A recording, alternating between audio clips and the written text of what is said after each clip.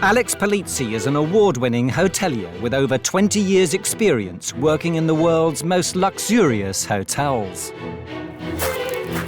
Born into the legendary Forte hotel dynasty, she's on a crusade to transform Britain's most desperate hotels and B&Bs. From outrageous owners to dodgy decor. Come, warm yourself at my medieval hearth. I mean, it's a joke. Nothing escapes the hotel inspector's beady eye. That is filthy. Or her quest for perfection. I don't want to go. It'll be the end. The reality is, darling, this is the business we're in. This week, a tale of country lanes and carpet stains. It looks like something died here. I can't believe it. Well, it certainly isn't me. I just can't believe that places like this still exist. Rule 732A is please don't dye your hair in the room. Look at the state of that loo. What am I going to do? Any advice that you give me will have to suit me.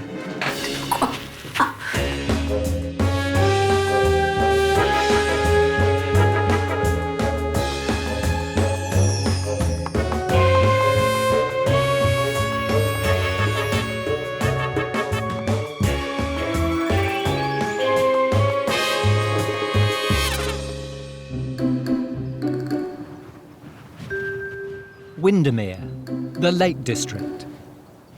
Tourist mecca and area of outstanding natural beauty. Home to the 3-star Brendan Chase. Run by 63-year-old former chartered accountant David Maloney. A man with very particular ideas about how a B&B should be run. I have a list. If you give me a number between 1 and 1,000, I'll tell you what the rule is. Yes, I don't allow other guests to come in and have food in here. Oh, don't do ironing in the room. I don't allow people to come into the kitchen. This is not allowed. Okay, please don't do this. Please don't dye your hair in the room. Yes. Yeah. Breakfast is between 8 o'clock and 9 o'clock. You know, I don't do the the smoked salmon with scrambled eggs, the devilled kidneys, the kedgeree, the porridge, the kippers flown in from the Isle of Man or things like that. I've got a witch magazine downstairs and the beans that I use are the recommended best buy, so. These are the rules, okay. To date, David has eschewed 21st century technology, preferring rather more old-fashioned methods. I've not installed a credit card machine. I've been reluctant to go to direct booking, internet booking. I prefer the personal approach. Just one moment. I can be reasonably forthright with people, okay? Just one moment. People that do criticise me confuse what might be thought of as aggression, but they don't realise that it's actually passion. Yes, a twin-bedded room with 2 beds in it. 2 single beds in it. But despite David's passionate personal approach, his large B&B makes puny profits, leaving the outdoors enthusiast chained to the business, unable to afford help with his myriad chores. Oh, I don't believe it. It's quite a lonely sort of existence. I haven't been on holiday for, well, years. Enter Alex Polizzi, award-winning hotelier and businesswoman. Her mission: to raise occupancy rates and profits and free David from his 3-star cocoon. We might get on like a house on fire. We might be oil and water, basically. We shall see, shan't we? To fully understand what guests experience at the Brendan Chase, Alex will stay the night. David. Oh, good morning. Alex Welcome. Polizzi. Hello. Pleased to meet you. Hello. I'll take you back. Thank you very Thank you very much. much. Welcome to the Brendan Chase. Thank you, very nice to be here. Rules of the house: I don't allow smoking in the house, and I don't allow people to bring takeaways, curries and that sort of thing in. Please do not wash clothes in the house. There is a laundry just down the road, about 100 yards away, and I recommend people to go down there. And please do not ask to use the kitchen or breakfast room. That's right, yes. Okay. Health and safety reasons. So I use the breakfast room at breakfast, presumably. Oh, you may do, yes, of course, yes. I'll show you your room. Thank you. Right, here we go. The B&B has 3 ensuite bedrooms and 8 that share communal bathrooms. There are 2 breakfast rooms, front and back, and a guest sitting room. There you are. Lovely. Enjoy your stay. Thank you very much. Thank you. Brilliant. Okay. Oh, woe is me. I mean, I cannot believe I have to stay here. This vaguely reminds me of boarding school when I was about 11. Except boarding school looked a bit cleaner. I just can't believe that places like this still exist anymore. I would invite anybody to come into this house and go through this house and find it in any way dirty or what might be described as scruffy. Okay. General cleanliness here leaves a lot to be desired. Look at the basin, it's all toothpaste marks and there's hairs in it, everything, it's yucky. It's a similar story in the shared bathrooms. Look at the state of that loo. It's absolutely horrid. And the bath is filthy. Look here. Normally you only see so many hairs on someone's head. They say that avocado sweets are back in fashion, and this is why I don't believe them. The other bedrooms also seem bound to leave an indelible mark on Alex. That stain is not a thing of great beauty. It looks like something died here. But this is a lovely big room. Beautiful bay. And there's a fantastic view, which is, after all, why people come here. Despite Alex's concerns about the housekeeping, she has spotted potential in the B&B's spacious rooms, which could be a big draw for families travelling on a budget. This is a lovely big room, which has plenty of room for Goldilocks and the 3 bears. And I think there's a place for a hotel like this. But you have to ask, is David really prepared to do whatever he can to encourage families to come and stay here? Alex decides to get the measure of her host. What bit about the business don't you like? When people are rude. Give me an example, please. Oh, let's say you've got people staying for 4 or 5 nights and the place is, it's absolute tip. You clean the room up because you think that's the professional thing to do. My great feeling is that I should leave them a note and say, look, tomorrow morning, if it ain't tidy, you're out. Why do you get annoyed about it? Let's say I was invited to your house for the weekend. Well, then you wouldn't... I wouldn't turn it into a tip. Paying's got nothing to do with it. Well, it does, actually. No, I think totally it does disagree. change the relationship, surely. Moderately. Significantly. No, I don't think so at all. And what about children? How do you feel about having them in the house? Fine. Well-behaved children, I'm sure. Yes, it's the parents that are the problem normally. Children that are totally unsupervised when they're coming here for breakfast, for instance. Yeah, that is very and children that have obviously walked around the room and thrown Rice Krispies on every flat surface within the bedroom, Does the business make money? Oh, a modest amount. Oh, it does? It earns a profit? Of course. But I live incredibly modestly, basically. Yeah. I never go out to eat, for instance. I've never been into the town to buy a cup of tea, for instance. Gosh, darling, that sounds like Well, why should I? I've got a cup of tea here. Well, I know, but it I just don't wanna sounds go, like a rather restricted social life. Well, is all it's I'm a totally zero social life. saying. Right. Yes. I'm interested in one more thing. Why did you give me that bedroom? Well, it was convenient. Do you mind if I take another bedroom instead? May I ask why? I think it's just one of the more depressing rooms in the house, somehow. Yes? Yeah. Thank you so much. That's fine. That's fine. Okay, good. Any questions for me? Any advice that you give me will have to suit me. David, I've spent years in this business, and I certainly don't waltz in here thinking that I'm going to tell you something that you already know.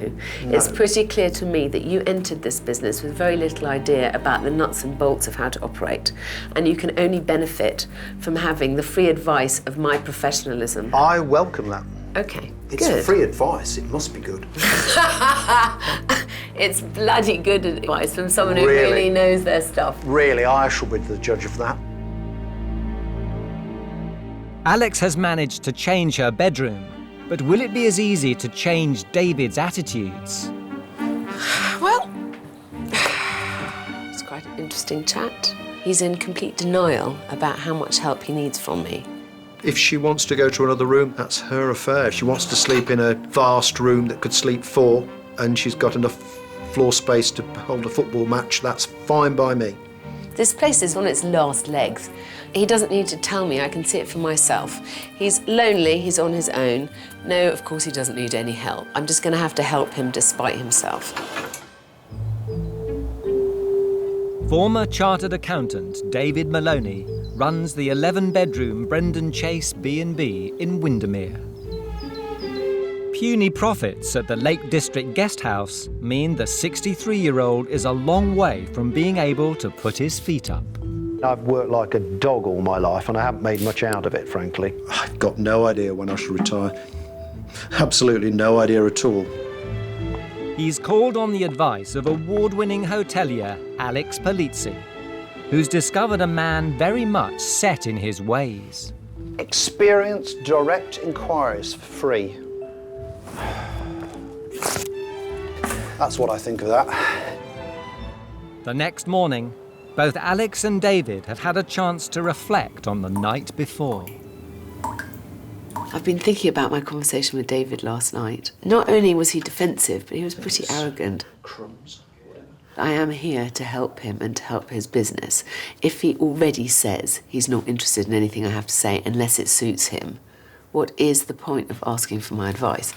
I woke up several times during the night and wondered why on earth I'd got myself into this. Another fine mess you've gotten me into, you know. I thought to myself. Interestingly, I've been reading through some of the internet reviews. It's encouraging because the majority of them are actually pretty positive, but the negative ones all mention him and his attitude. I think that that's key, really, to turning this place around, is tackling him. Is my lady ready? First under the microscope this morning, David's breakfast and his skills as a host. Good morning, Alex. I do a sort of traditional English breakfast: fried egg, bacon, sausage, beans, tomato, hash browns, toast, of course. Sounds lovely. A full breakfast. Lovely. David is confident his full English will cut the mustard. I mean, I've eaten some breakfasts on motorways and so on, which are absolutely disgusting. I couldn't eat them, you know, but... But I haven't eaten on a motorway now for years anyway, so...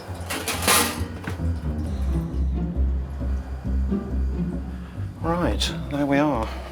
Sorry to have kept you waiting. Not at all. There you are, and your toast. Fab. I mean, it's a good breakfast. I am, however, really shocked about the state of the salt and peppers.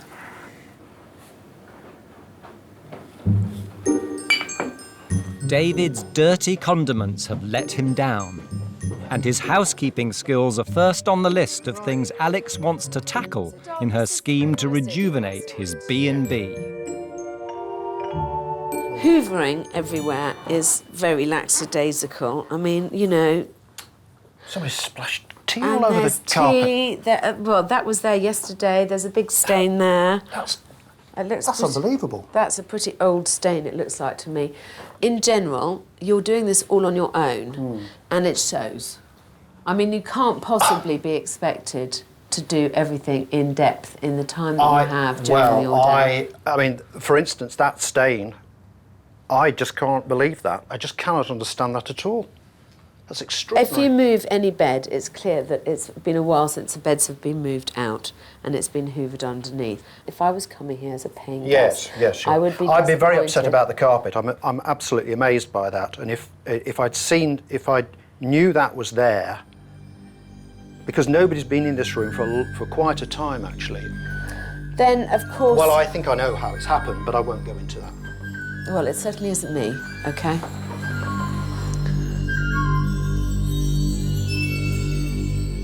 And the accusations get even dirtier in the communal bathroom.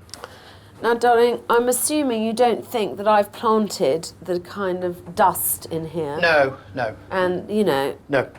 And I hope, again, you will agree that this is a loo that has had toilet cleaner squirted around it, Yes. which is very admirable. Yes. But basically, it's all a bit dusty and OK. not quite as together No, as it okay. could be. All right. OK? OK, yeah. Thank yeah. you. I mean, this is a room that I'd like to sort of completely strip out and redo, but it's quite a major job.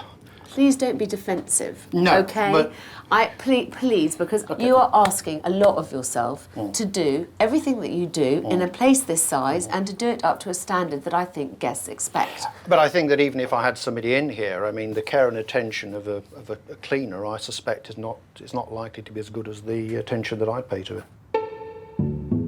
The next element of Alex's plan is to convince David to use his large rooms to focus on the lucrative but potentially messy family market.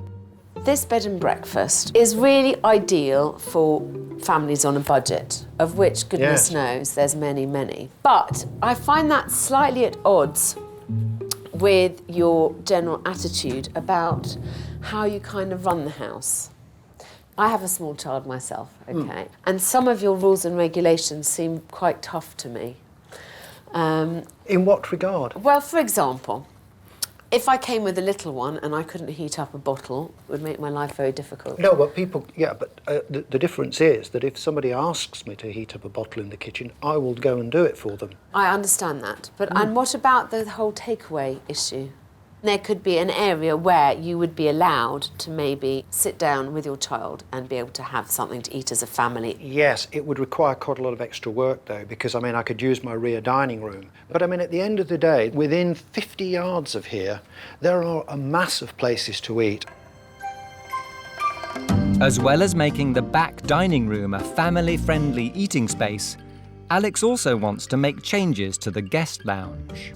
I find this a rather cheerless room, and I would like to make it somewhere more enjoyable to sit. Very, very few people use this room anyway.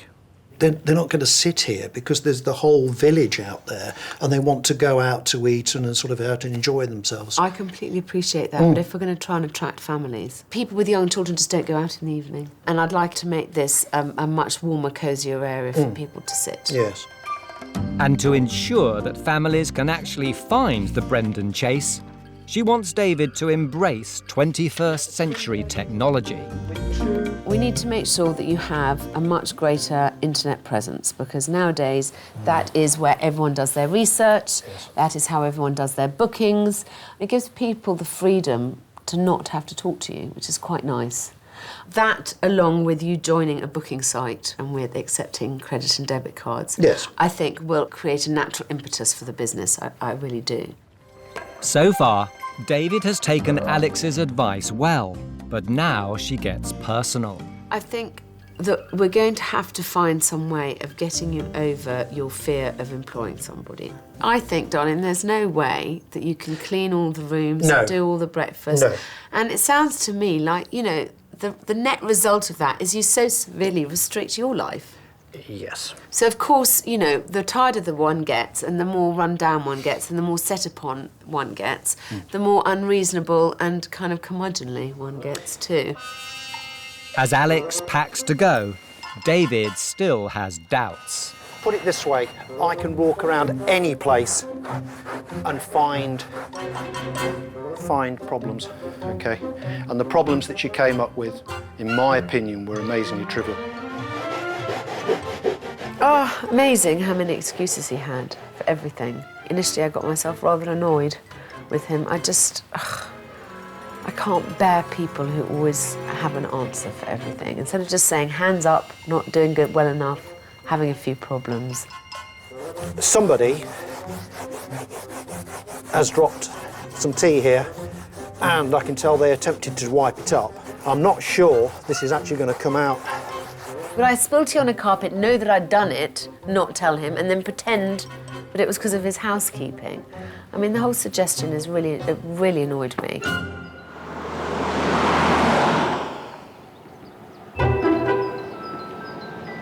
Two weeks later, it seems David may have accepted Alex's advice to join the modern world. Basically, I'm trying to find how to register a B&B on this site, and all it wants me to do is to book a hotel in Timbuktu, Dubai, Dublin or Cape Town, which I don't want to do. No, I don't understand this. What? No. Stupid machine. Badly designed.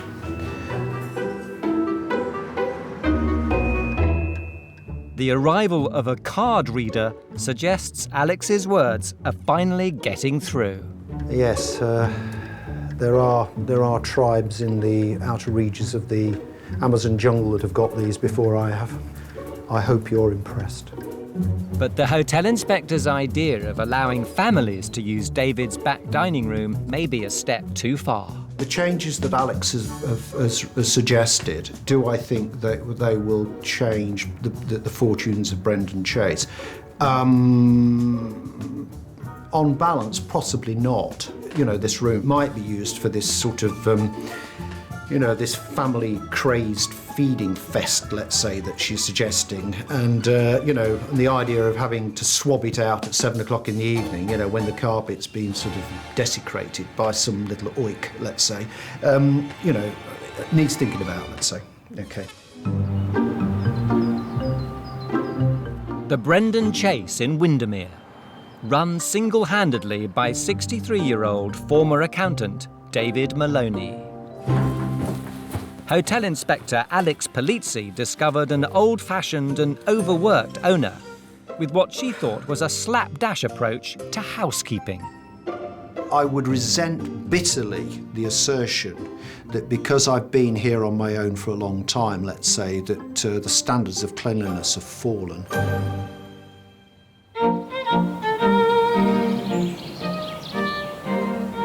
Now she's back to see if David has cleaned up his act and embraced her plan to make the Brendan Chase a 21st century B&B focused on family-friendly budget breaks. Cover me, I'm going in.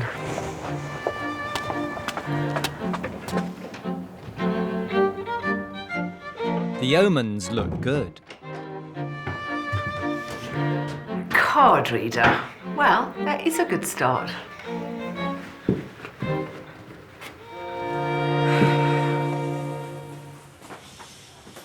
Oh, good morning, Alex. Hello. Nice to see you. Looking glamorous as ever. Lovely to see Wow. you. Really pleased to see you've got a card reader. I'm very impressed. What else have you done? Trade has been very quiet, but I've been doing sort of improvements in the house. The hotel inspector is keen to see if one of David's improvements is a new, more fastidious housekeeping regime. How has your cleaning routines been going? Let's have a look. Fantastic. But it looks as though David has left some of his elbow grease on the bedroom mirror. It's interesting. Yes. What's this, though, darling? I down think, here? I think What's down there? Cracky Moses, I'll put my hand up to that one, okay? Okay, Yeah, sorry, okay. yeah. Come this way. Let's see if the loo's any better. What? Plenty of bleach, but What? still not correctly cleaned. You need elbow power. Shall I show you how I think a loo should be cleaned? I can't wait. Do you have some cleaning products? Oh, I certainly do, yes. Thank you. I mean, look at all that. Still, a woman's got to do what a woman's got to do. I would always start with one of these. Get the worst off. The loo in that bathroom was really completely unacceptable. There were so many nasty bits and bobs that David thinks that he can get rid of just by squirting. As you can see, the bleach has kind of solidified a bit, so it's good to get all the pipes cleaned out. Yes, yes. Well, you can't. You need to scrub. You do realise that scientists have said that the average toilet seat is cleaner from a microbiologist's point of view than the steering wheel on your motor car. But I'm the only person using my steering wheel, darling, and I wash my hands. Oh. OK, well, that is considerably better, I hope. you Yes, agree. well- Yes? One last flush for good luck. OK. Next, Alex wants to inspect the bedroom she spent the night in, home of the infamous tea-stained carpet. Oh, look at this lovely new carpet. I was Yes. very nervous about sort of what colour to choose. If they're too bright, of course, it shows every light mark. And I mean, we are in the countryside. I think it's perfectly reasonable to say, please take your shoes off before going upstairs. But I don't like making too many rules. You know, I don't want to start sort of telling people, get your shoes off, you know, because they'll Darling. say, but, sorry, yes. You have loads of rules. I hope you still don't blame me for that tea stain. No, Good. always forgiven. The new carpet gets a thumbs up, but Alex still believes David would benefit from some help at the B&B. So she's taking him on a rare outing to make her point.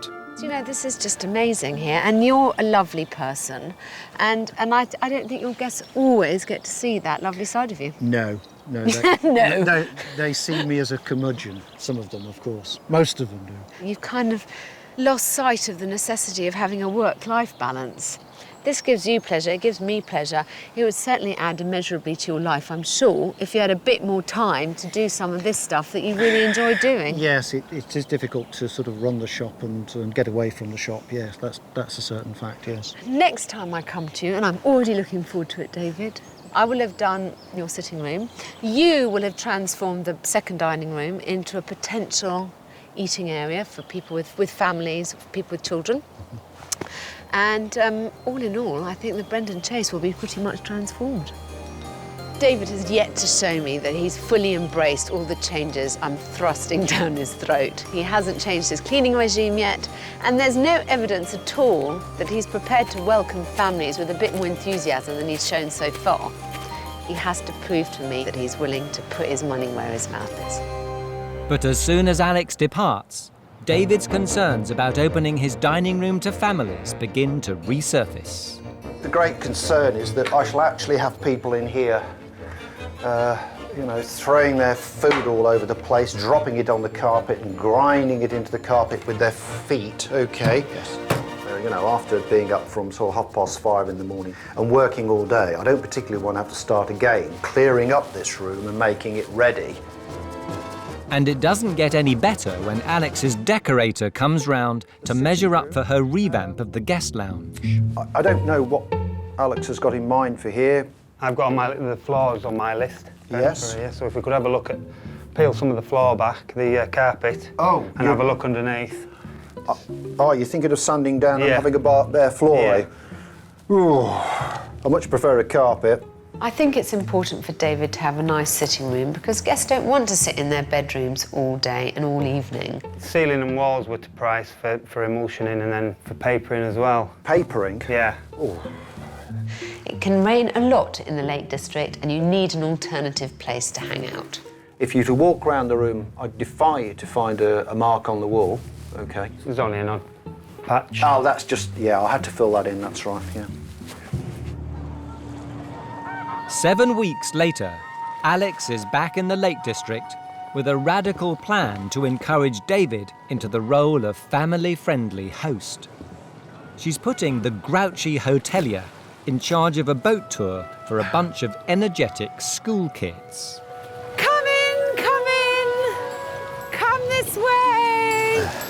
If David can't prove himself to be warm and welcoming, Alex will have to completely abandon her strategy for the B&B. Good morning. Would you like to take a sweet? Everybody has a sweet. There you go. In you go. Dig Morning. in. Take a pink one. Match your outfit. I'm looking Yes. forward to this. Ahoy. Ahoy! That was a good start. Sweets, bribery and corruption. I'm quite impressed with David. Let's see how his little spiel goes.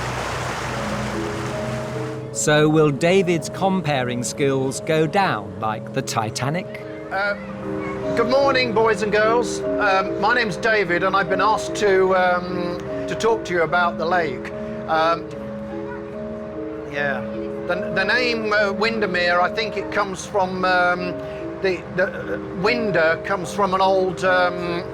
did you enjoy your sweets? It appears David may have hidden charms. No. What do you know about Lake Windermere? You know it's the biggest lake in England, do you? Oh, you know more than I do then. And how deep is it? Really deep, okay. And the big question, of course, is, have you seen any monsters? Yeah! You have? Really? I think he's got the makings of a really good accommodation provider because he actually does like people. I think because he spent so much time only listening to his own advice that he got a bit lost along the way. Okay, everyone, did you think David did quite well? Yeah! Well enough to give him a little clap? Thank you. I don't think it was the speech, I think it was the sweets. Thank you. Okay. That went quite well, I thought. Yes, well, yes. Things are also looking up back at the B&B. Alex's team have turned the tired and outdated living room into a welcoming family environment. Gone are the dated sofa, cushions and curtains. And the old carpets made way for the elegant, original floorboards. Ah, very nice. Are you pleased with it? Exceptionally. It's lovely, yes. Good. Well, hopefully it'll get a bit more use now. Well, I hope so too. It all looks rather fresh and nice, and I mean, I think the curtains and the red in the curtains goes well with the rest of the house. The rest of the house, basically, which is good. And Alex has even gone one step further. The old avocado bathroom that David had struggled to keep clean has been completely transformed into a sleek and chic new facility. Very nice. Much better. You happy with it? Very, yes. So the house is now ready for guests. I want to make sure that you are, darling. I'm always ready for guests. Of you. Alex plans to fill the Brendan Chase with happy families. If David can give them all a break to remember, he'll be able to use the event to promote his B&B as a welcoming rest stop for travellers from all over the world. I do feel the need to publicise the fact that this kind of old, slightly less charming David is now gone forever. Hopefully it will help him get a few more customers, and I just want David to be embraced a bit more by Windermere. I want him to make more friends, have more fun here. You know, life is short and he needs to enjoy it more.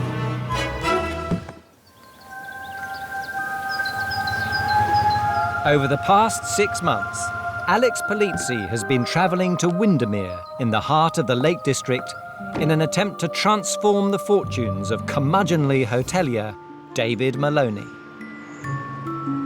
Alex wants David to rip up his rulebook and turn Brendan Chase into a 21st century family-friendly haven.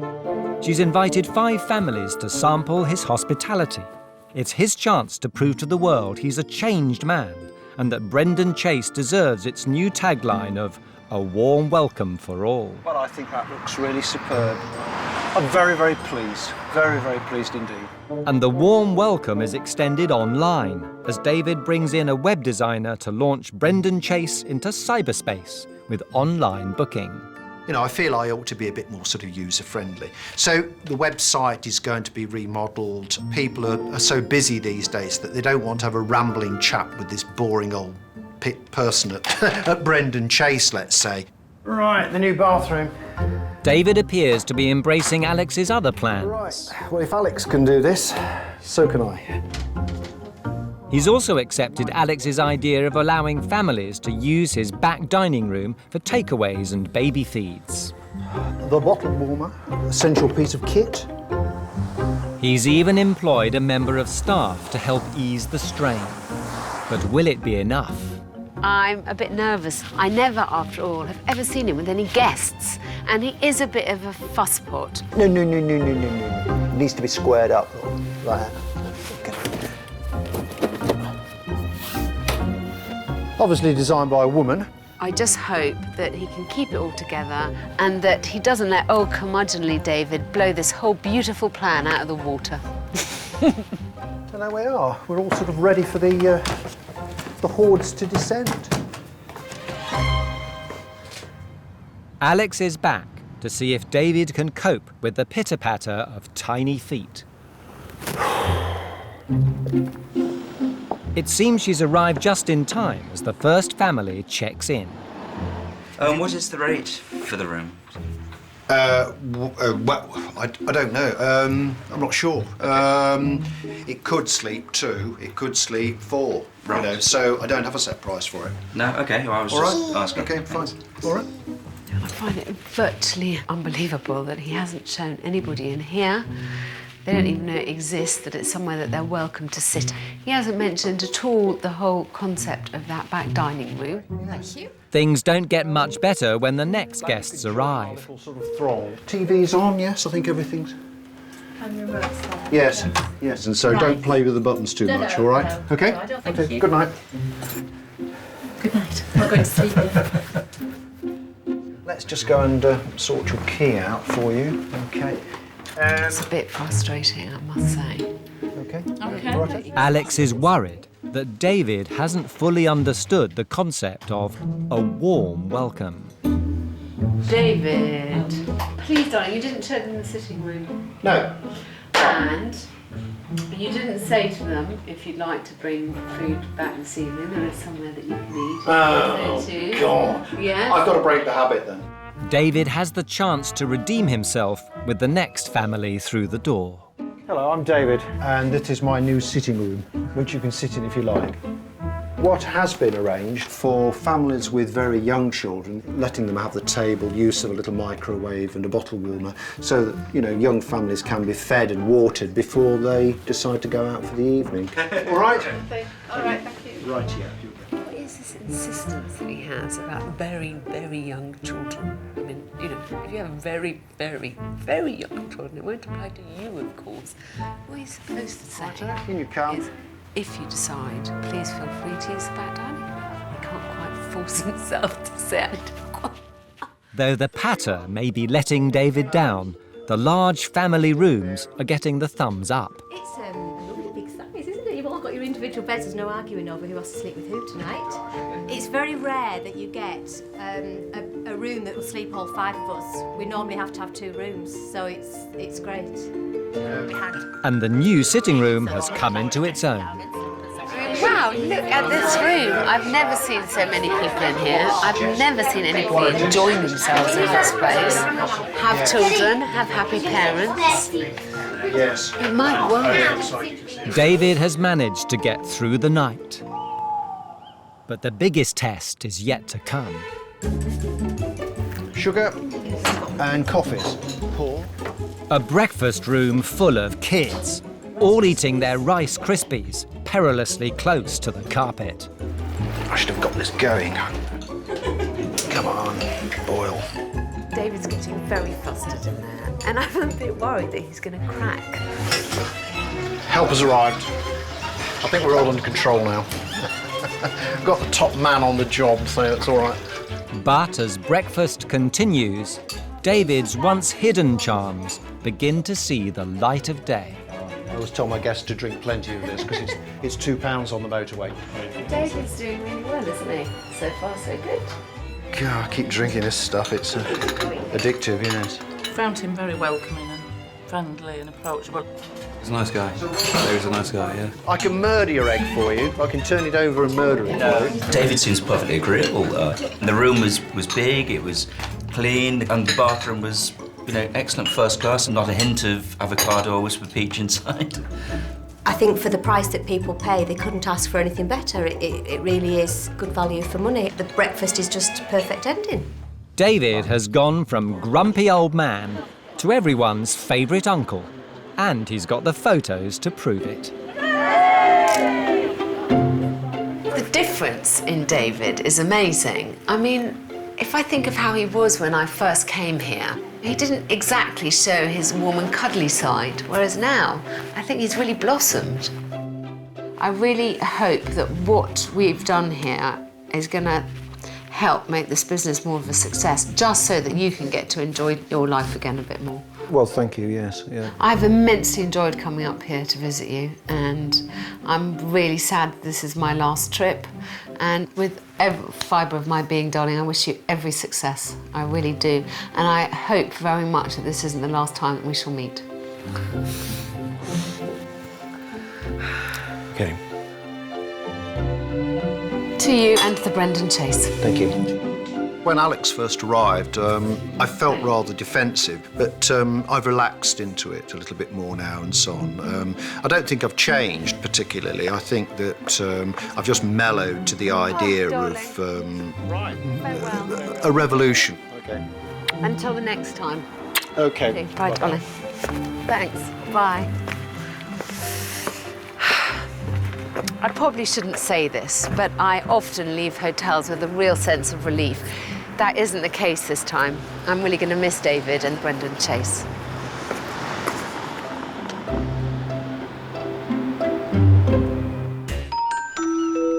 This is the Safari, a 14-bedroom hotel in the resort town of Bournemouth, and it's in trouble. The Safari's owned by a Dutch couple, Vincent and Liddy van Nuuk. For 13 years, they ran a successful restaurant in Ireland, but the pressure proved too much for Vincent's health.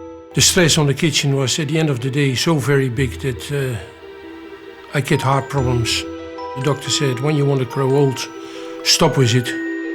They decided to opt for a quiet life, buying the leasehold of a hotel in the seaside town of Bournemouth. The dream I had when we came here was this 2-star style hotel with the restaurant in the style I love to cook, but the dream didn't come true.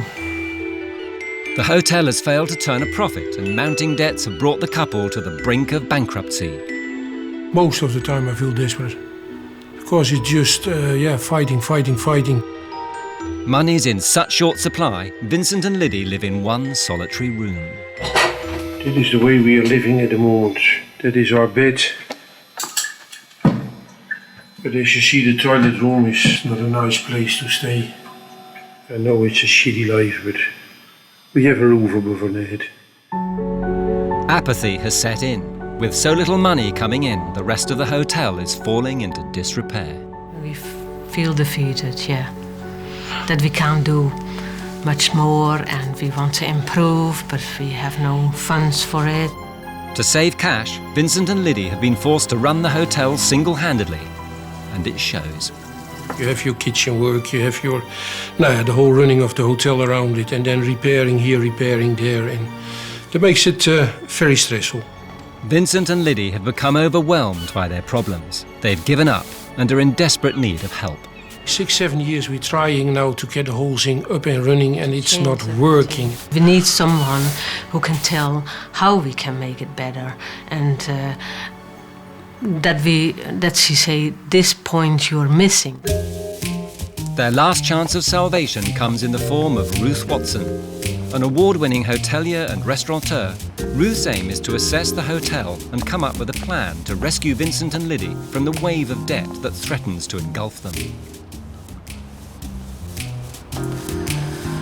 Well, what a charming welcome that is. No jobs. I don't want a bloody job. The hotel's exterior has failed to impress Ruth. Will Vincent's DIY interior design do any better? I see yellow and red decor and I know I'm in for something vile. Why would anyone want to stay here? The Brasserie Le Cava van. I mean, just look at this. Desserts. 1S, apostrophe S. Deserts. And then the Bavois du jour, it's actually translated as mouse of the day. With no sign of Vincent or Liddy, Ruth is able to explore the hotel's chaotic safari-themed lounge and bar on her own. Dear God. This is where the safari theme really kicks in. Little bits of old rug with lion and tigers and horns and rearing cobras. I mean, what is this? Is it a serious theme? No, it's not. And why would it be a theme of safari in Bournemouth anyway? It's just junk.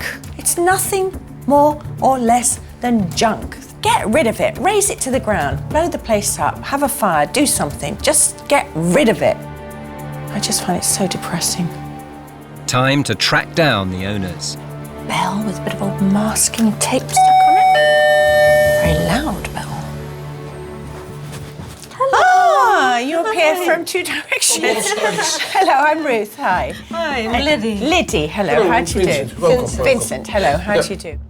In order to get to the root of the problem, Ruth needs to establish the full extent of Vincent and Liddy's plight.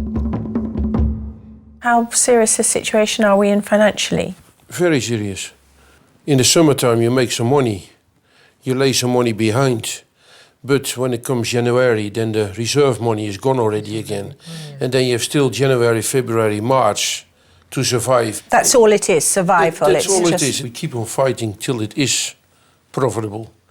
And when it is profitable, then we start smiling again. Mm-hmm. How do two Dutch people end up living in Bournemouth in a hotel that's themed as a safari park? There's no way of me saying this without it sounding offensive. I hate this. Mm-hmm. I just think it looks like a jumble of junk. You know? I don't think you should be punishing your guests with it. Yeah. And from the moment I walked in, I just thought, oh my God, I got to the front door, and what did I see on the front door? Do you know what it says on the front door? No jobs. What the... I'm a guest, I'm coming to stay with you. No jobs, I don't want a bloody job, I want a room for the night. Yeah. It's just not good enough, it really isn't. And I haven't even seen the bedrooms now. So remind me how many bedrooms you have, Vincent? Sensibly, Vincent has put Ruth in his best room, number 14. So far, the safari has left her somewhat underwhelmed. But now, things are about to get even worse. Vincent and Liddy Van Nuke have been running the Safari Hotel in Bournemouth for 7 years. But with mounting debts and a building on the brink of collapse, the couple have run out of steam. The Safari Hotel is in danger of becoming extinct. Enter Ruth Watson. She's begun a thorough investigation of the hotel to find out where they're going wrong. It's just junk.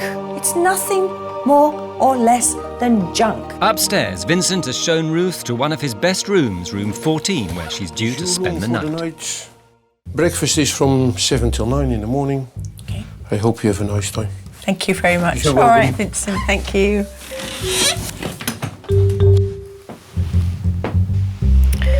Well, there's a stain on the towels here. This bed cover is horrible, horrible matted purple blanket. Pillows that... How much stuffing is in there? This is just so dreadful. Oh! This is not good. This is horrible. All goes downhill.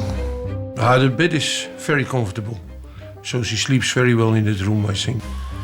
Around the light switch is horrible. There's a great chunk out of the wall here. You can actually see the stones in there. This is just barely hostel accommodation. I'm afraid she's going to eat me a little bit about this room, but we pray that it goes well this time. This bathroom is pitiful. We have a cutout around the bottom of the loo. There's the most awful seal on the edge of this bath screen, and a little bit of what looks like some kind of racking system holding the screen up. Wouldn't be out of place in a car workshop, but not in a bathroom. There's a mirror that I really mean it. You wouldn't steal it from a skip. And a shower head that I'll bet my life doesn't work. Well, that's the amount of water you get out of it. Good for bathing hamsters, but not human beings. Knowing Vincent has put her into one of his better rooms, Ruth is anxious to explore the rest of the hotel. She starts in the attic. If there was a rating system for doss houses, this wouldn't get a rating. I mean, it's got a broken cupboard with just a selection of old plastic hangers. It's got a radiator that's capsized and leaning drunkenly against the wall. It's got 2 beds and a sofa cramped into this tiny space. No headboard on this. Really, really cheap, nasty apology for a bedside table here. This is nothing to do with decent guest accommodation, just nothing. Next in line is room 7, one of the hotel's family rooms on the first floor.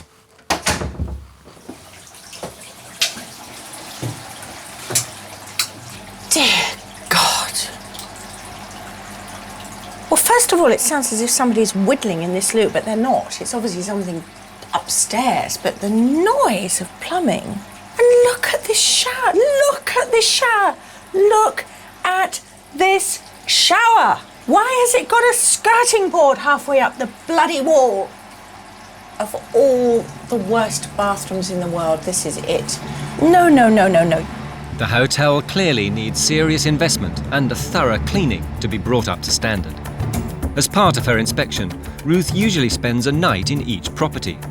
After looking at all the rooms in the safari, she's come to a very difficult conclusion. Hello there, Vincent. Hello, how are you? I'm all right. I've had a little look at some of the rooms, and obviously you've shown me my room. Yes. And I'm afraid to say I've decided not to stay. No. Frankly, the facilities aren't what I need. No. So I'd like to come back for breakfast, though. Yeah. Because I know that's where your enthusiasm lies. I'd like to see if that's better than your decorating skills, okay? Yeah. So if I come back at sort of 8:30, 9 o'clock, is that good That for you? is perfect, yeah. Yeah? No problem. Okay, I'll do that. I'll see you Sorry then. about Thank this. you. Okay, see you then. Thanks, Thank Vincent. you. Bye. Oh. It's a serious blow for Vincent. A little bit disappointed, but this life you cannot make everybody happy. And I feel sorry that I couldn't please her, but that's the situation. We hope that we can make it better. That's the most important thing, that the customers feel at home. And in this case, it didn't work. It's life. I feel so sorry for Vincent and Liddy. They're in such desperate plight. The rooms are in such desperate condition and need so much money spent on them. I don't know where this is going to come from, but unless money is spent on them, they're not going to get the calibre of customer or the amount of customers they need to survive. This is a serious problem, and I honestly don't know how we're going to approach this. This was an emotional day. But I think we learned a lot from this day. A bit hope in the future. That's what we have.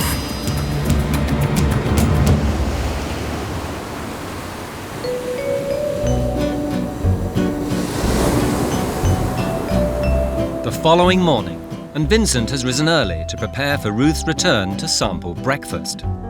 Despite her refusal to stay the night, Vincent remains optimistic. I feel perfect. Nice smile on my face again. We only can go up, so can't go deeper than yesterday did. Well, this is encouraging. Vincent and Liddy have taken off the no job sign, so perhaps they're going to listen to things. Breakfast at the safari is served in the basement dining room, the Brasserie Le Cave du Vin. This convention of citing restaurants in basements, I just don't get it. It's such an unappealing place to have breakfast. At the safari we make an English breakfast, a German breakfast, a Dutch breakfast, a French breakfast, a vegetarian breakfast and a Mediterranean breakfast. Let her enjoy breakfast the way she never had before. I think I'm going to ask him if he could do me little tasters of everything so I can just see what it's all about, yeah? That's fine. Yes? Okay. Thanks, Liddy. Thank you. Ruth likes a bit of everything if you can do it. Vincent sets about preparing a united nations of breakfasts. After Ruth's reaction to the rooms, it's vital he impresses her with his culinary skills. Aha, toast. Thank you very much. One vegetarian and English one. 1, 2, 3, 4, 6, yes. Come on. The quality of the cold cuts is very poor. I mean, we're looking at processed ham. We're not looking at nice cured ham. It's okay. I'm looking at the bacon here, which does look nice. The egg is quite frazzled around the edges, but at least the yolk is proper, not slimy, so that's good. The English breakfast is by far the best of these offerings, both in presentation and in quality and taste. So Ruth thinks the breakfasts need work, but they are a strong point for the safari. Cooking may be Vincent's passion, but the stress of running a restaurant nearly killed him. So Ruth tracks down Liddy in the hotel's laundry room to talk about her husband's health. Hello, Liddy. Finding you in your little den here. Yes. Yes. It's a very small little den, isn't it? Do you think Vincent, he has the health problem? Well, his health problem, that is pure stress. He had always have a stress problem. When we got married, he was sick the day before.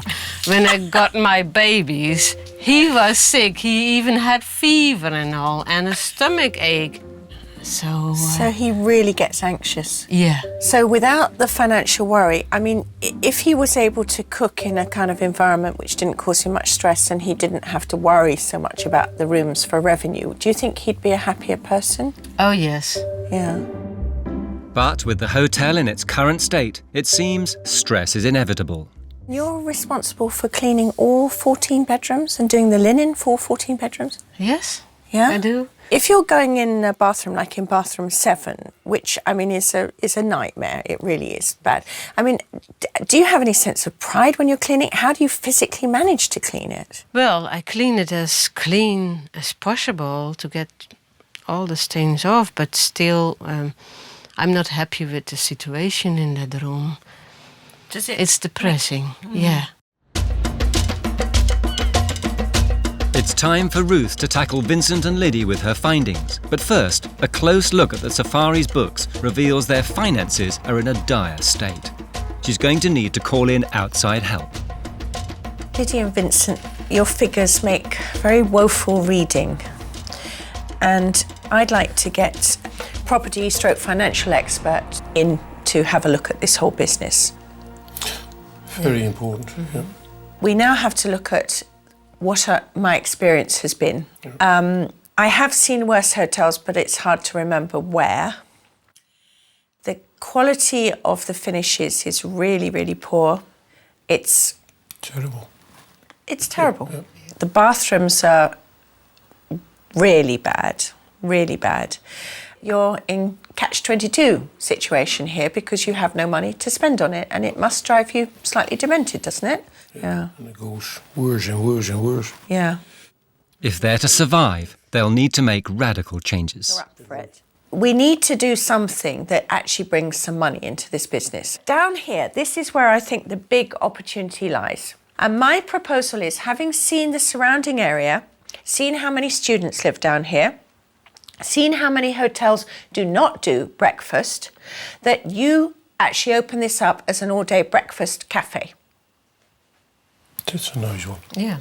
But if the cafe's to be a success, they'll have to throw out the tacky clutter covering every surface. I think we could make this actually a fun safari, not a grim, dead animal dying in the corner shotgun safari, but a gleaming lion and an elegant giraffe, and really kind of change the feel of the safari to one of sort of upmarket good looks rather than, the grubby old safari, yeah? Oh, geez, it would be nice. By freeing up the spacious basement, Vincent and Liddy can turn their old dining room into their new home. You're also living in one bedroom with 2 dogs and a cat. What I'd like you to think about is the notion that you go down to the basement and you actually have the whole run of that area.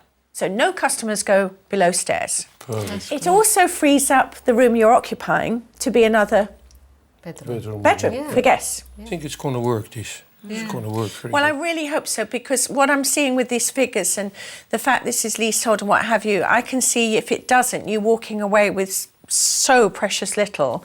And, you know, you've worked hard all your lives and you don't deserve that. You don't deserve that. Beautiful. Thank you very much. Really. Love it. There is a lot of work to do here. An awful lot of work. We eat ourselves through it, but there is more to do than we think, I'm afraid.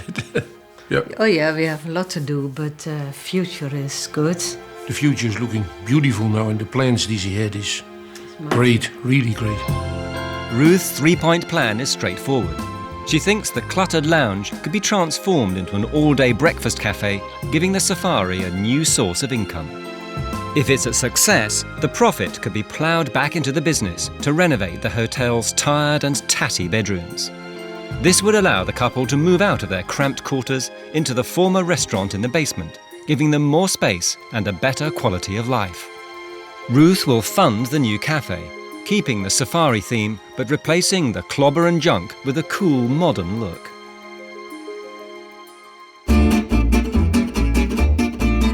Vincent and Liddy's first task is to clear out the chaotic lounge, deciding what to throw away, what to keep and what to sell. What are you going to throw away? No, the chairs. The chairs are going away. We have to throw this away. Okay. Agreed? Yeah. Vincent is throwing himself into the process. I think Vincent wants to throw everything away. I have to hold him back. Ruth has suggested they hold a garage sale to raise some funds for refurbishing the rooms. There you go. A snake, yeah. It was an anniversary present for Vincent. What do we do? I don't know. Can use him as golf stick. And that one. Oh, heavy one. Oh, it's still there. Oh, nice. Maybe I have to keep it somewhere. Yeah, in the bin. Shelf. In the bin, yeah. Getting empty now, isn't it? Thanks God, yeah. Some space to dance. But clearing the clutter is only half the battle. Ruth has called in an expert in hotel finances to assess the extent of Vincent and Liddy's money troubles. They're mired in debt and struggling to cope. They bought the hotel as a leasehold, so one of their biggest outgoings each year is the rent on the building. 7, there's one. There's a family room, a big family room. Well, the lease I've seen isn't very good. It's a standard lease, but the main thing which is wrong with it is the level of rent. The rent's too high. How many rooms have you got? We have 4 letting rooms, 14 letting rooms. 14, sorry. right. The rent on his turnover, he was telling me, represents about 40% of his turnover, which is a very, very high proportion compared with other hotels. So basically, that says that the rent can't go down. So, you're stuck at 27.5 for the time being. If you can't get that reduced, he's going to be in difficulty. There is a future here for him. It's by no means certain what the position will be this time next year, but it's something which, having got himself into, he's now got to get himself out of.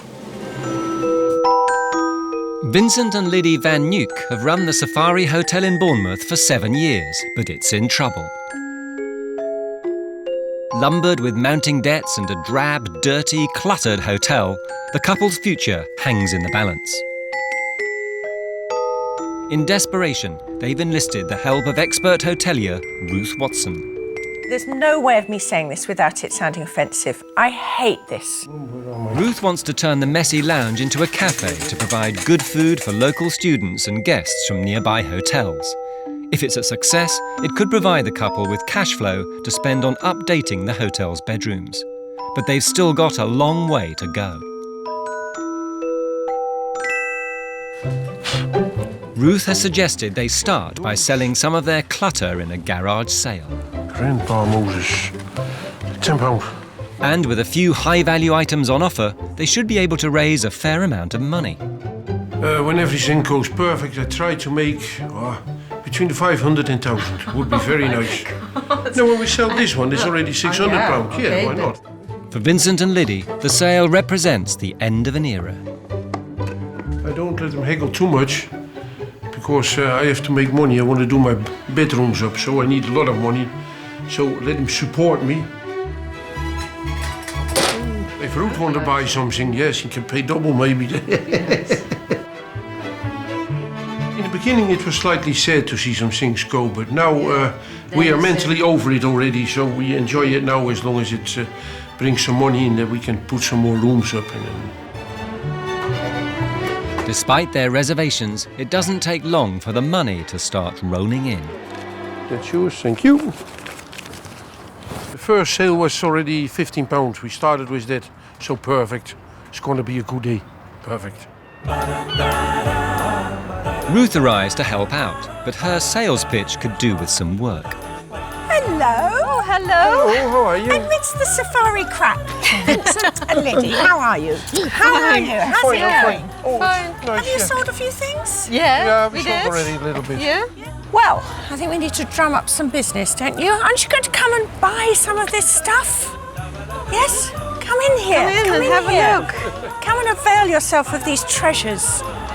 But surprisingly, the buying public don't seem to be snapping up the floral clogs or stuffed panther head. Yeah. Now, what about a silver-plated... No, thanks. No? There's one. 50p.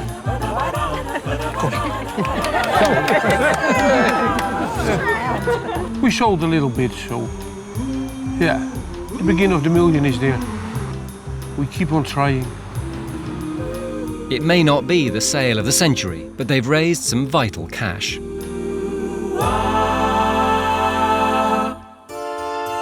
Ruth wants them to channel the funds back into the hotel, and the rooms are her first priority. She's keen to shake them out of their apathy and fire their enthusiasm, so she takes Vincent up to the attic to show him just how vital the refurbishment is. It's desperate. It is. I mean, the mere fact that you've got a headboard at one end, but the pillows are at the other end, it's dire. Honestly, Vincent, you're a dear, dear man, but this is dreadful. I'd like to see you just close down this top floor until you can do something about it. But can we have a plan of action? Start with the best rooms, the rooms that architecturally got the best going for them, yeah? That have got the most light, the most space, whatever. It's like having a big garden. The worst thing is looking out there and thinking, I can't do this big garden, so you don't. You just do a small piece that you know you can weed, you know you can keep tidy, and you know you can look after, and then you move on to the next bit. And suddenly, you know, 3 or 4 years down the thing, you've got a great big garden and it works. At the moment, your garden needs a lot of weeding. Too much, that's the point. Vincent has nominated room 9 as the best candidate for refurbishment. The last time it was decorated, he did the work himself. Now, the good thing about this room is lots of light, nice bay window there. The bad thing about this room are these, I would say, obscene colours on the wall. You cannot put mustard, yellow, green with aqua.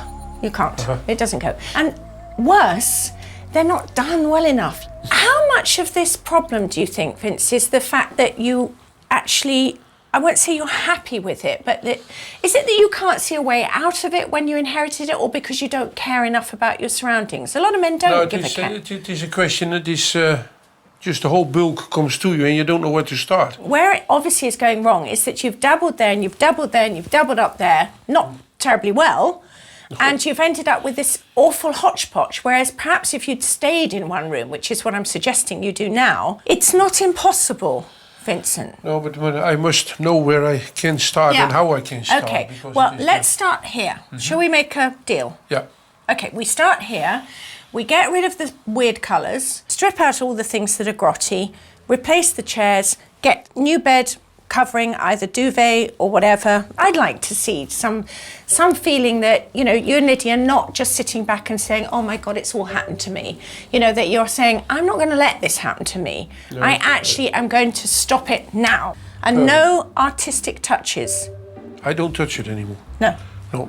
I have found a little man who said I'd take the painting work. He is a painter. Fantastic. So I don't touch that anymore. Marvellous. Good. I think that's a very wise move. The money raised by the garage sale will help renovate room 9 and give them a template for the rest of the hotel. But despite the plan, Ruth is still anxious about Vincent's future.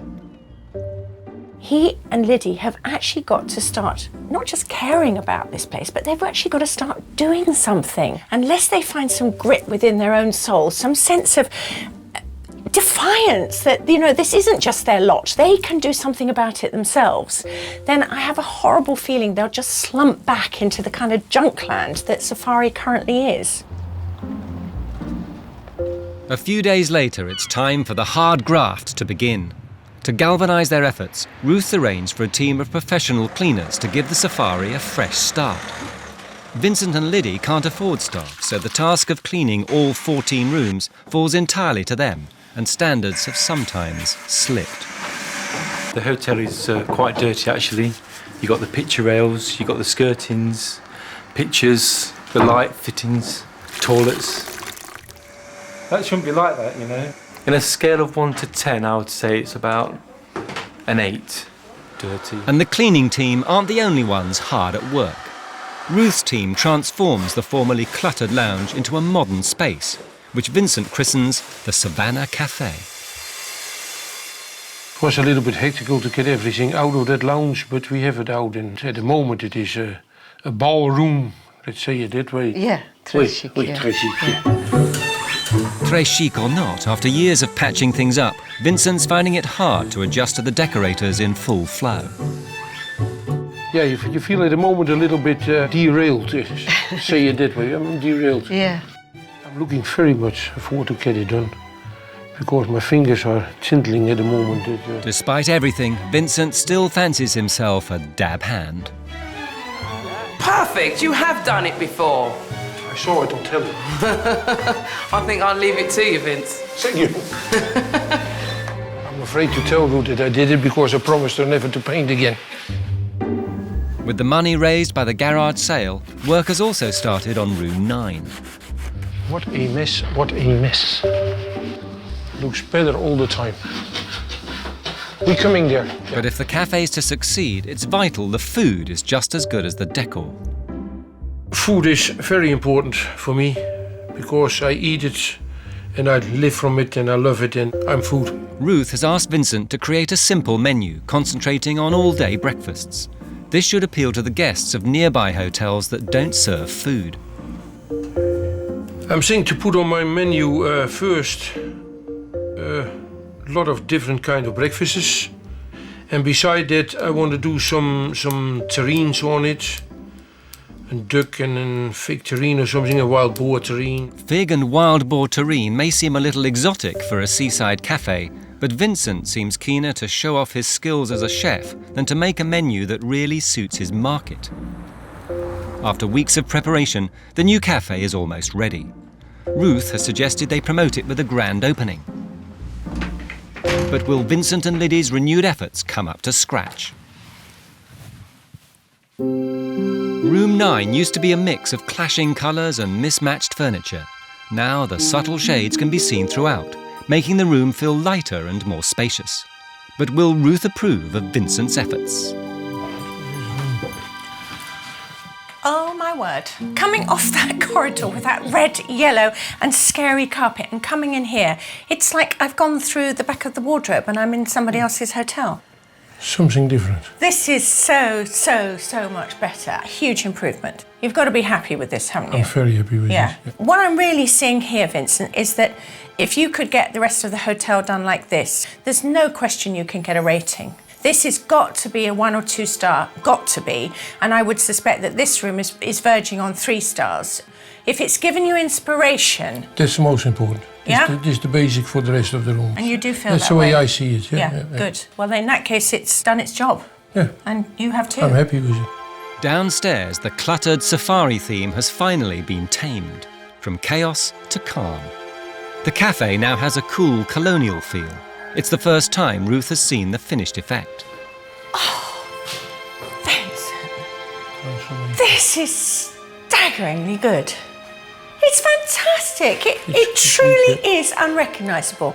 And I love the wall of zebras. This has got to work. Oh, yeah, This has it got to will. work.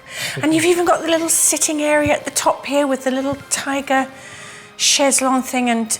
I never imagined this one. It is above my dreams. It was so nice. I'm really proud of it. Yeah. One thing though, this all relies on food. On their way to the kitchen, Ruth and Vincent pass through the hotel's former dining room. Vincent and Liddy had planned to move in, but the clutter that once threatened to engulf the lounge has moved downstairs. So, you quite obviously have not moved downstairs yet. Yeah, we should, but not yet time for it. I understand it has been very hectic, but one of the things that concerns me, Vincent, is that you and Liddy are harbourers of garbage. We filled already 4 skips up. 4? 4 skips up Okay. already. As long as you can promise me you're not just going to kind of drizzle out with the endeavour. You know, I do want you to really keep on I with it. love to have this private space. Yeah? I love to have Okay. a little bit space, yeah. Good. Now, what have we got here? Vincent's menu features breakfasts from 8 different countries and a variety of complicated dishes. I really like the idea of breakfast around the world. I think that's a good idea, but I think we need to perhaps contract the world a little bit and leave out Norway and Germany. You know, we'll do a mini world. Yeah. Because You know, I think I've got a fairly good idea of what the Brits like eating. Bacon sandwiches, hot sausage sandwiches, and all the things that everybody, you know... The whole simple basic stuff. Really, really simple stuff. I think we need to just turn this around very, very quickly for tomorrow. In less than 24 hours, the cafe will finally open for business. With a new menu and a great deal of work still to be done, Vincent's got a lot on his plate. I see no signs of preparation, no signs of him actually being on top of that menu, especially since I've made changes to it. So a little bit of fingers crossed, I think, about how we trade tomorrow.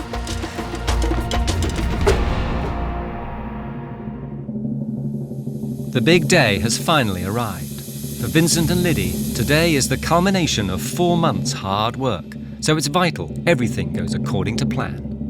Very important that the cafe goes as quick as possible, as good as possible. And mistakes are not allowed. For 7 years, they've struggled to make their hotel work. With the threat of bankruptcy looming, the new cafe is the only thing that can pull them back from the brink. And things have already gone awry in the kitchen. I had 3 or 4 hours sleep last night. And when I came into the kitchen and I opened the fridge door, then the big bowl with prunes and prune juice was upside down in the fridge. And the first thing I have to do is clean the whole fridge. So, make my day. Yeah. I couldn't speak with him. He was a bit short. Thank God we have our family over, Vincent's brother, and he is helping in the kitchen. We take it the way it comes. That's the only way we can do. Else I'm getting nervous and I don't want to be nervous. The work doesn't stop in the kitchen. With just a few hours to go, the cafe is still in chaos. Vincent's left some vital jobs till the last minute, including putting up the new menu and crucial signage that could help potential customers find the cafe. The last touch, a banner to attract the attention of passers-by. But if the cafe's to flourish, Vincent and Liddy will have to do more to promote it. So you've been leafleting people, have you? Yes, yeah? We give a lot out, yeah. How many do you think? Oh, gee, 20, 25 on that side. The one thing that you've got to know is that just by opening your doors, people do not just flood in. You have to make them flood in. You have to be proactive about this. So far, Vincent's marketing drive has been lacklustre. Time to step it up a gear. Ruth drags him onto the streets of Bournemouth to drum up trade. Hello, can I give you this, please? Can I give you a little leaflet about a cafe opening? No? You don't live locally? There's a new cafe opening just round the corner. 12 o'clock, food's 50% off. Give you this one. But Ruth seems keener to grab customers than Vincent. Discount for residents? I think you should negotiate with Vincent on that score, definitely. I'm very concerned that the marketing drive leading up to the opening of the Savannah Cafe hasn't quite been as forceful as it might. A lot more could have been done, so let's just cross our fingers and hope that some people are going to turn up today.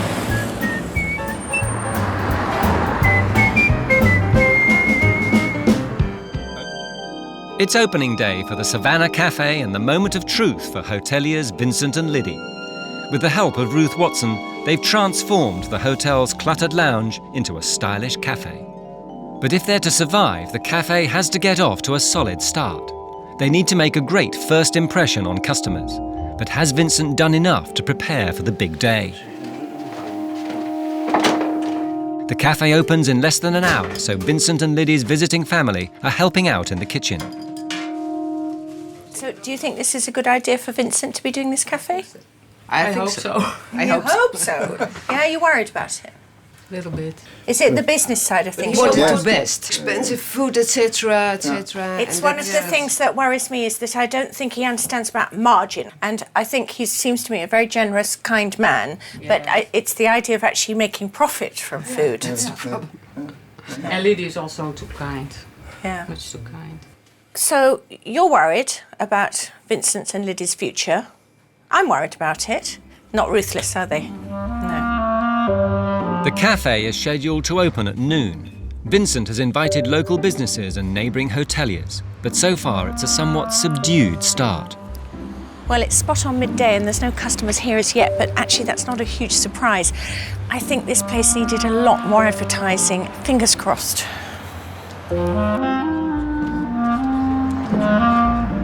12:15 and the Savannah Cafe has its first trade.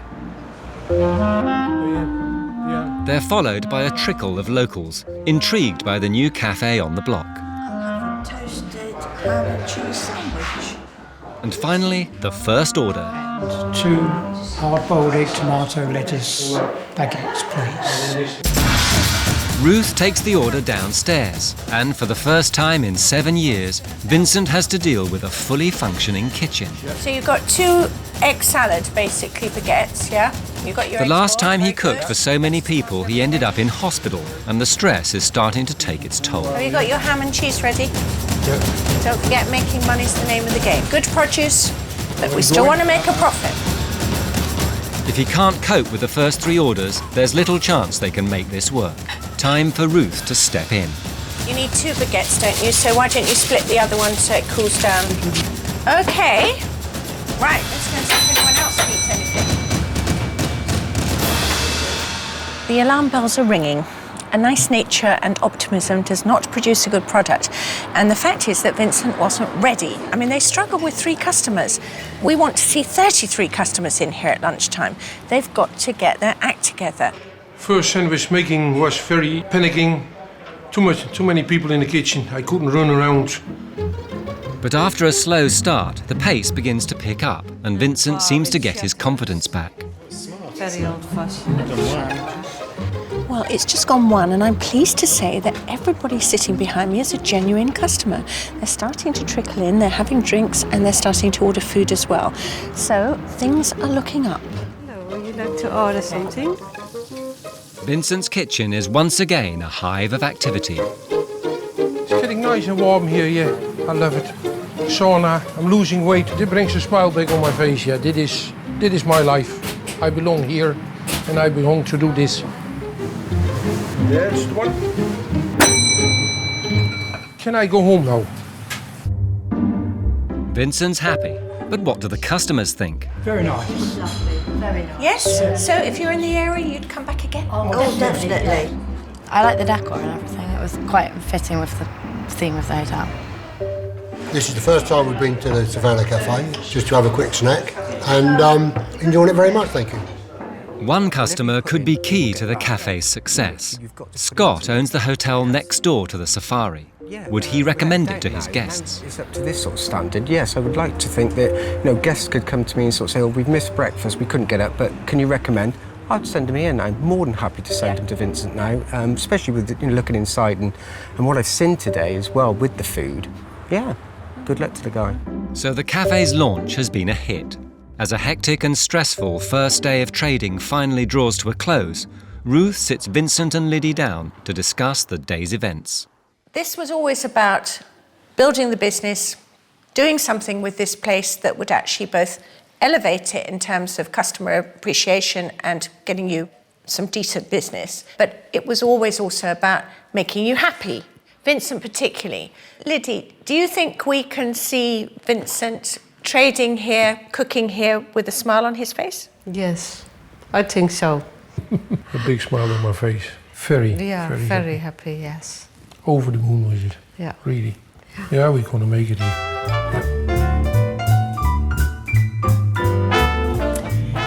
It's been a real pleasure to meet you. It really has. And I don't know whether this is going to be good news, I hope so, but I actually would stay in that new room upstairs. It's a very big compliment. Honestly, big one. Now she said, I love to stay in room 9. That gives me really a feeling that we did something what really changed in the whole business. And It was a big compliment, and we're going the good way. It would be foolish to deny that the Safari has been a really tough one. The hotel was beyond shabby, and Vincent and Liddy so sunken in a pit of despondency and apathy. I really doubted whether we could get them out of it. But actually, this Savannah Cafe has really done the trick. It's modern and stylish. It gives them something to work on. Vincent's going to be happy in his kitchen. And with that new bedroom upstairs, I think the Safari could make something of itself. I certainly hope so, because there's no doubt Vincent and Liddy are such a delightful couple.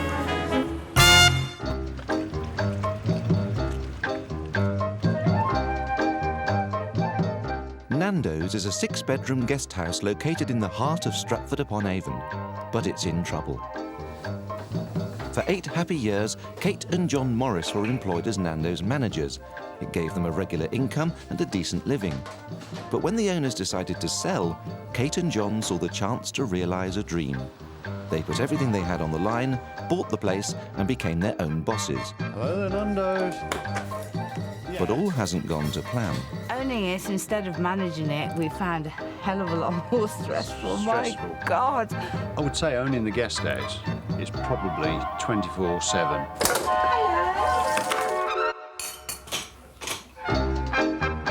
Taking on Nando's was a big commitment. They had to sell the family home, get a £90,000 mortgage, and in order to free up more rooms, moved lock, stock and barrel into the basement of the B&B. But for all their financial commitment, Nando's is just not paying off. Surrounded by stiff competition, they're not getting enough guests, and Kate and John are stuck in a nightmare of debt and worry. If they can't make a go of the business, they risk losing their home and their livelihood in one fell swoop. We have really, really struggled. We have put every single penny we've had into this place. Now it's all ours. We have to make a living at it, and it has cost us an absolute fortune.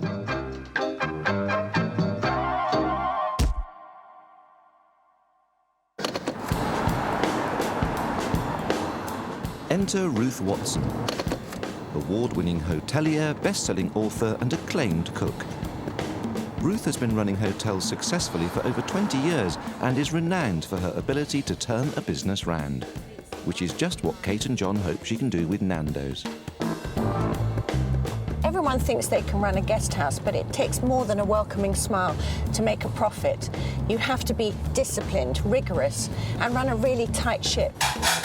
We are putting our souls on the line here, and I can't believe that I'm prepared to go and be criticised by somebody for doing all the hard work that we do. You're doing all 4 of those together, yeah? Yeah, the 3 that want bacon and egg. All 3 want 2 eggs. No, sorry, that's 3 rashers, 2 eggs. And I'm absolutely, totally terrified. Will Ruth be able to get their house in order? Absolutely fucking filthy. And will they be able to cope with her exacting standards? It's like living with Anne Robinson for a few days.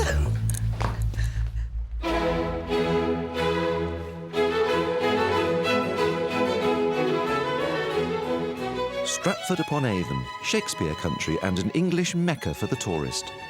In and around the town, over 200 hotels and guest houses jockey for position. Competition is tough, but with more than 5 million visitors a year, there should be plenty to go round. So Ruth has come to investigate why this traditional B&B isn't making a killing. So I'm in Stratford-on-Avon on a really busy street trying to find this guest house, Nando's.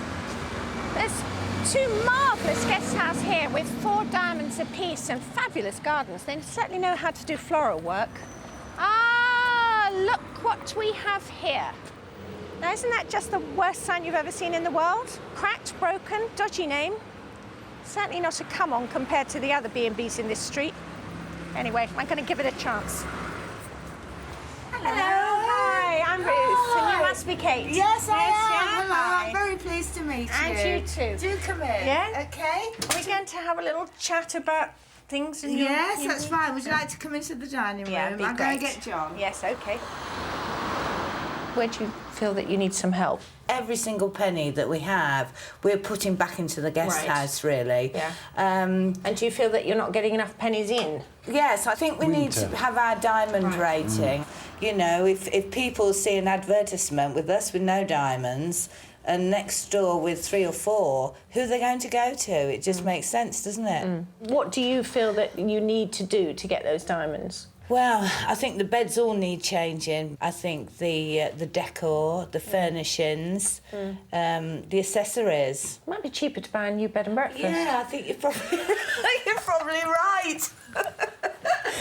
We've got to meet the kind of standards that the guides, whether it's the AA Guide or the English Tourist Board or whatever, the standards they exact, we've got to meet them. Yes. So you feel that furnishing... It's clear to Ruth that the biggest priority is to get Kate and John a diamond rating. They desperately need to bring more money into the business, but if they can't win a rating, the guests just won't come, and they'll never be able to raise their prices.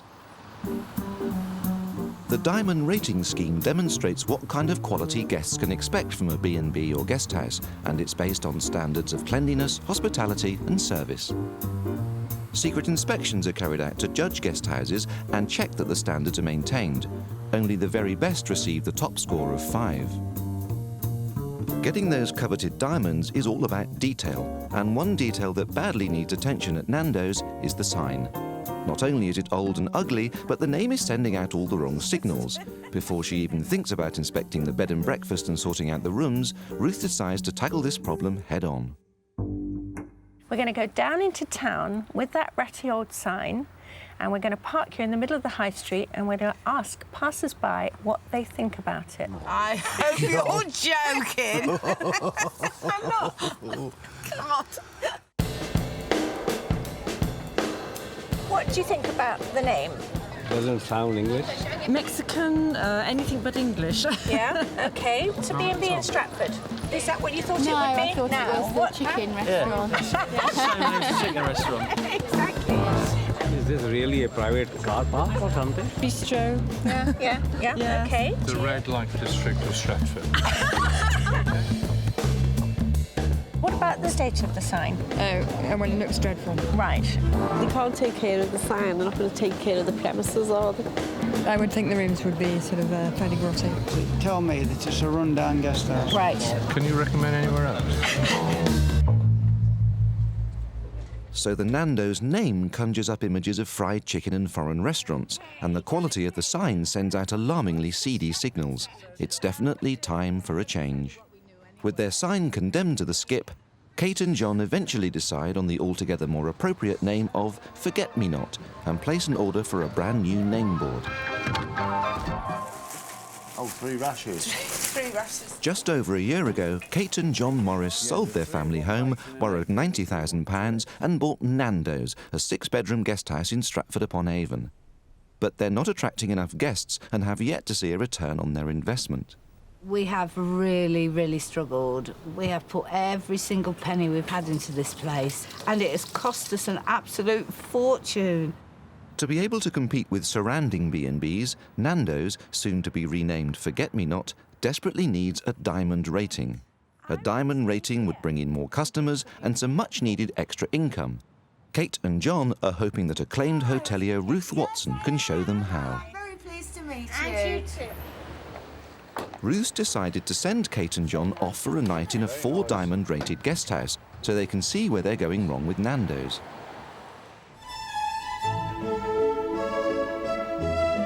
Would you like help with luggage? Fine, thank you. No, we're fine, thank you. I'll show you the room. Travelling lights, is there? And while they're off at their award-winning guest house, Ruth will begin a thorough inspection of their B&B. I just happened to have noticed a hair grip on the floor here, which is not very lovely. Housekeeping needs to be looked at. And so does the pictures. Look at them, they're all completely wonky. It's bad enough putting polythene on it anyway, but it's ripped polythene. What is all that about? Bathroom. There's no shelving in this place whatsoever. There's absolutely nowhere to put anything down. We've got really badly damaged woodwork and we've got a rusty radiator here. This is not the most gorgeous bathroom in the world, I have to say. When they apply to be rated, an inspector will go through much the same process as Ruth, with a focus on cleanliness, facilities and guest care, and food quality. Top of the list is cleanliness. If a guest house isn't clean, then it won't even be rated, and it needs to be nothing short of spotless to achieve top marks. This is really manky kettle, and how long has this water been in here? Oh, this is an interesting one. Can't fill the kettle. How do people fill the kettle? Over at Moonraker, standards are radically different. Thank you. Hope you enjoy your stay with us. Thank you very much indeed. Thank you. Lovely. Well, this looks rather nice, isn't it? Very nice. Nicely decorated. Makes a big difference, It doesn't does, it? wallpaper-wise, certainly. A table. Little coffee table. Surprising what you can get in a small little room, isn't it, really? That does make a big difference. Seeing Nando's, we would have probably put another bed in there. The Moonraker's gleaming bathroom can't fail to impress Kate and John. Whew. That makes a big difference, doesn't it? It's all tiled. It looks very nice. Yeah, that shows ours up a bit, doesn't it? Floor. Oh, yeah. But at Nando's, it's a very different story. Good to be a bit clean around the hinges there. This is really, really manky on this toilet roll thing. It hasn't been ever cleaned, I don't think. So there's a big problem with cleanliness. The rooms need completely redoing. The second key factor to determine a diamond rating is guest care and facilities, and guest information in the rooms is a definite plus. In the 4-diamond room, they've got this covered. Welcome pack. Lovely little book, isn't it? Yes. Yeah, it's nicely set out. Very nice. It was just professional, isn't it? That's right. That's something we really could do with, isn't it? Yes. That is really impressive. Indeed, they could. At Nando's, there's nothing. But welcome packs are not the only things that are missing. Guest care is also about the overall look of the place, and Nando's is not creating a good impression. This is the breakfast room, and it's pretty grim. If you look at this table, which is not gorgeously laid out, and these horrendous chairs, absolutely horrendous. It's very cramped, pink paper napkins. It just looks sort of rather cheap. It's not somewhere where you'd think, oh God, I'm going to go get my breakfast there. It's certainly got an ambience that we haven't got, I think. She charges £75 a night for this bedroom. Well, we don't charge anything like that. We charge about 50, don't we? Yes. And so obviously they're getting more money for their rooms because they're done so much nicer.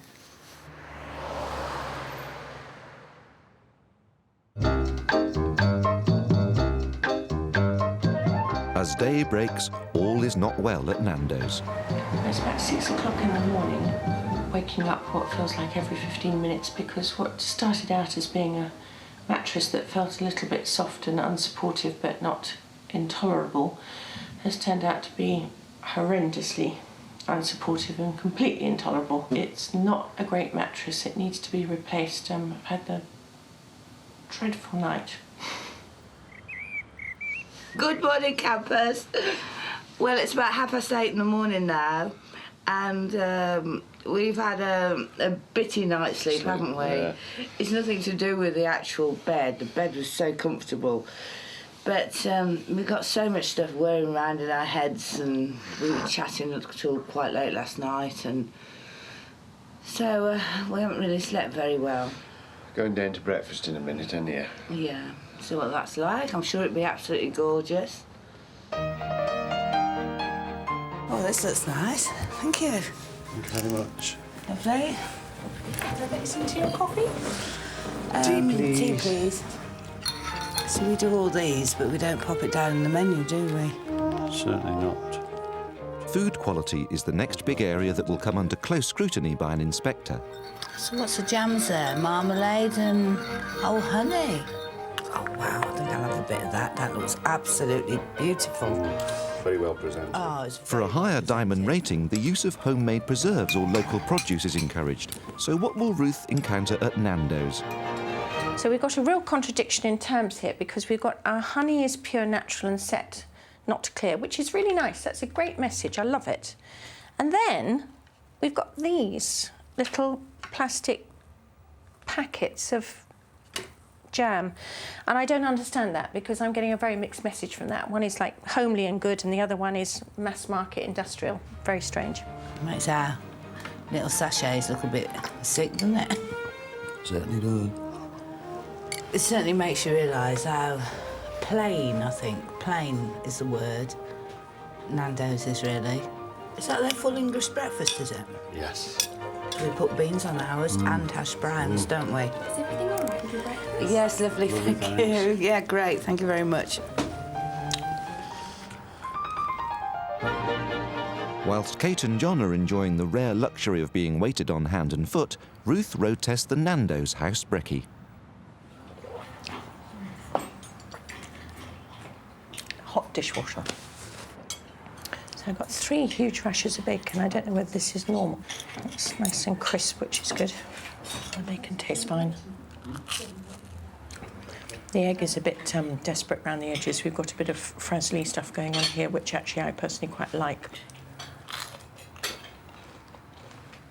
I'm going to try these mushrooms, which look slightly dodgy, I have to say. They look very greasy.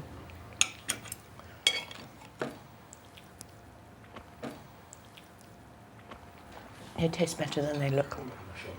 Anyway, this is perfectly adequate. I don't think it's amazing, but it's fine. So, although the quality of the food is all right, the presentation can be improved. After their 4-diamond experience, how do Kate and John think their own guest house compares?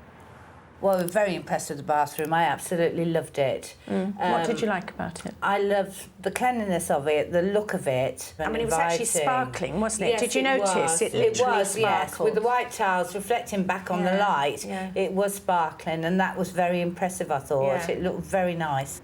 And the breakfast experience has also left an impression. I must say, I did like the presentation. Yeah. I like their teapots and their silver little bowls. I like their little pots of marmalade and jams and honeys. And I noticed that on their menu, they specified everything they do.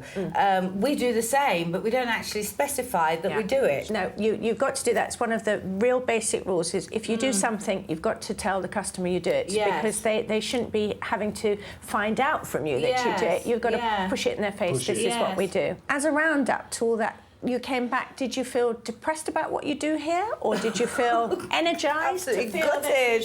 Yeah, did you? Yeah. Ruth's investigation has shown up some very obvious areas that need improvement. First is cleanliness. Nando's standards aren't good enough. There needs to be much more attention paid to the details. Secondly, the general design and furniture need upgrading. An ugly dining room, uncomfortable beds, and tatty furniture simply won't do. Thirdly, Kate and John need to supply the guests with more information. A welcome pack is therefore essential. First on the list is cleanliness, and before confronting Kate with the evidence, Ruth wants to see firsthand how the cleaning girls operate. Do you normally start with the bed and then work off from that? Yeah, and then I'll do the room, and Zoe will go into the bathroom. Do the bathroom. Right. But Kate will check the rooms after to make sure, and then she'll tell us if we've forgotten anything. But normally we haven't. Okay.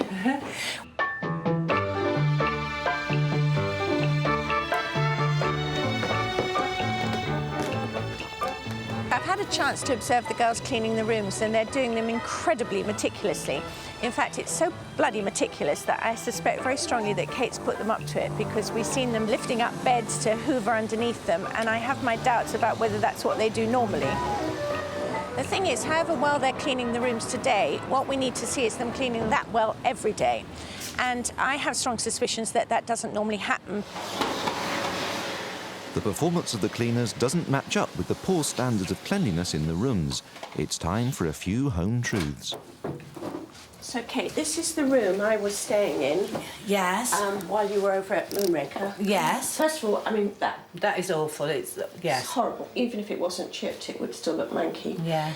Now, I want you to look to your right, and I want you to explain this horrendous chair with the plastic on it. Tell me what this is all about. That's awful. You're quite right, yeah. I know I left it, but I should have taken it off. What makes it more awful is the fact the plastic's torn. Awful, yes, okay. It is. Come on. I do agree. It really is. I do agree, yeah. I'd never really thought about it, to be perfectly honest. It's not until you point it out that you realise it does look... A, I'm here for, tacky, yes. to point things out, and B, to get you to see it from a customer's eyes. Yes. Things like this door, that just completely Ruins it. sends Yes, the wrong it message does. out. Most English, and I use the words advisedly, they don't complain about things, right? What they will do is say, not that great, won't come back.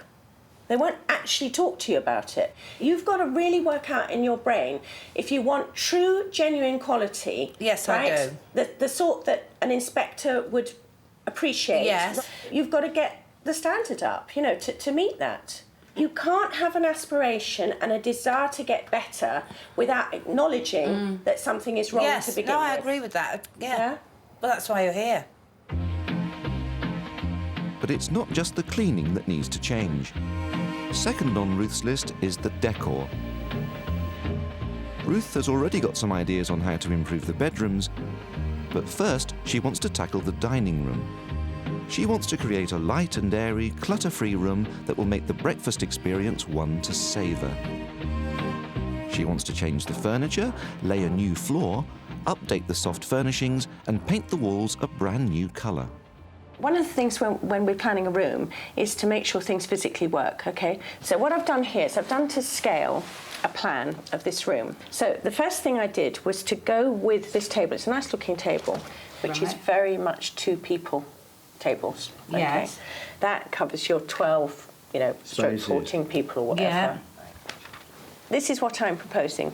The cereals could go in this during the day as well. The other nice thing about it is it's not too deep, so it's not going to stand out too far in the room, but it's deep enough. So you could put things on there at breakfast time, then tidy them away, and you use that top, Yes. during the Yes, day for yeah. people checking in, checking out, what have you. You've got a Yes. work surface. Yeah. Flooring. What we need to do is to not have it exactly the same as the tables and chairs, because if it all matches, everything sits on the floor. Yes. It falls into the floor, and you Yes. get this kind of like indeterminate sort of, wood look.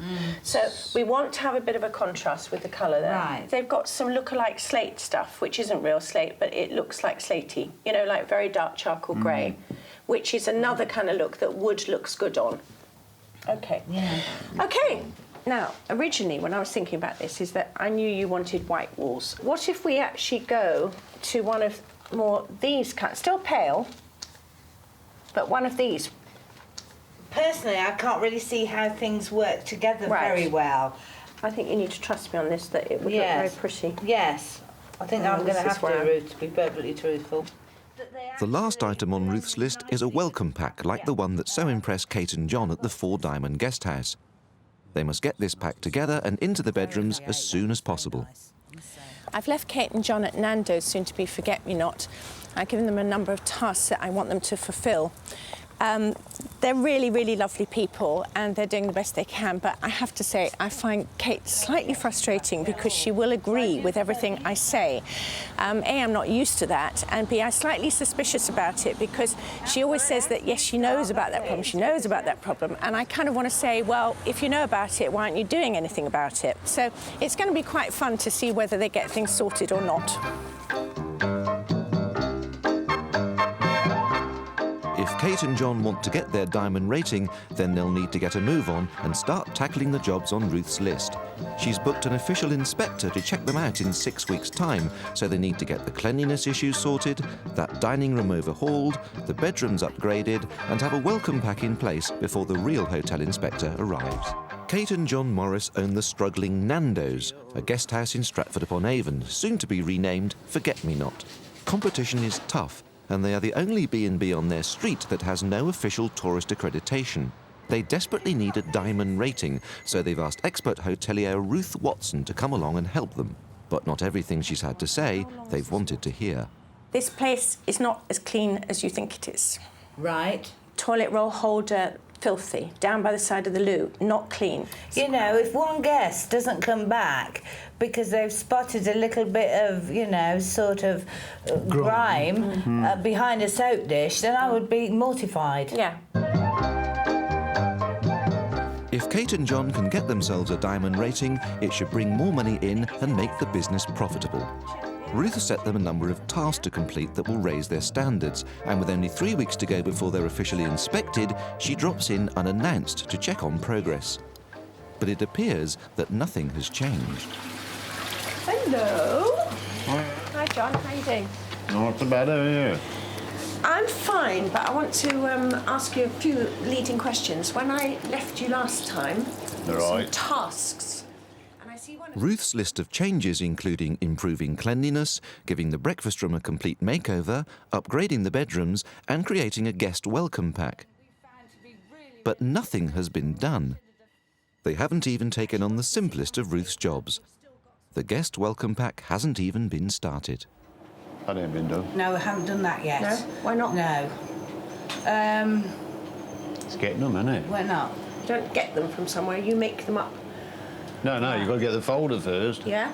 Yeah, we've had a lot, but because we need so many... stationers in Stratford? Yeah, but Yeah, because but we they're need not so many... all pages. together, yeah, they're not all together that good. I think we're probably looking for something too fancy or too nice. Yeah. We've been very busy though, haven't we? That's our problem. We've been very busy. I need to feel that you are really, really serious about doing these things. And I wanted to come back and you say, look, I've done this and look, I've done that. Not good intentions. I want to see things actually happening.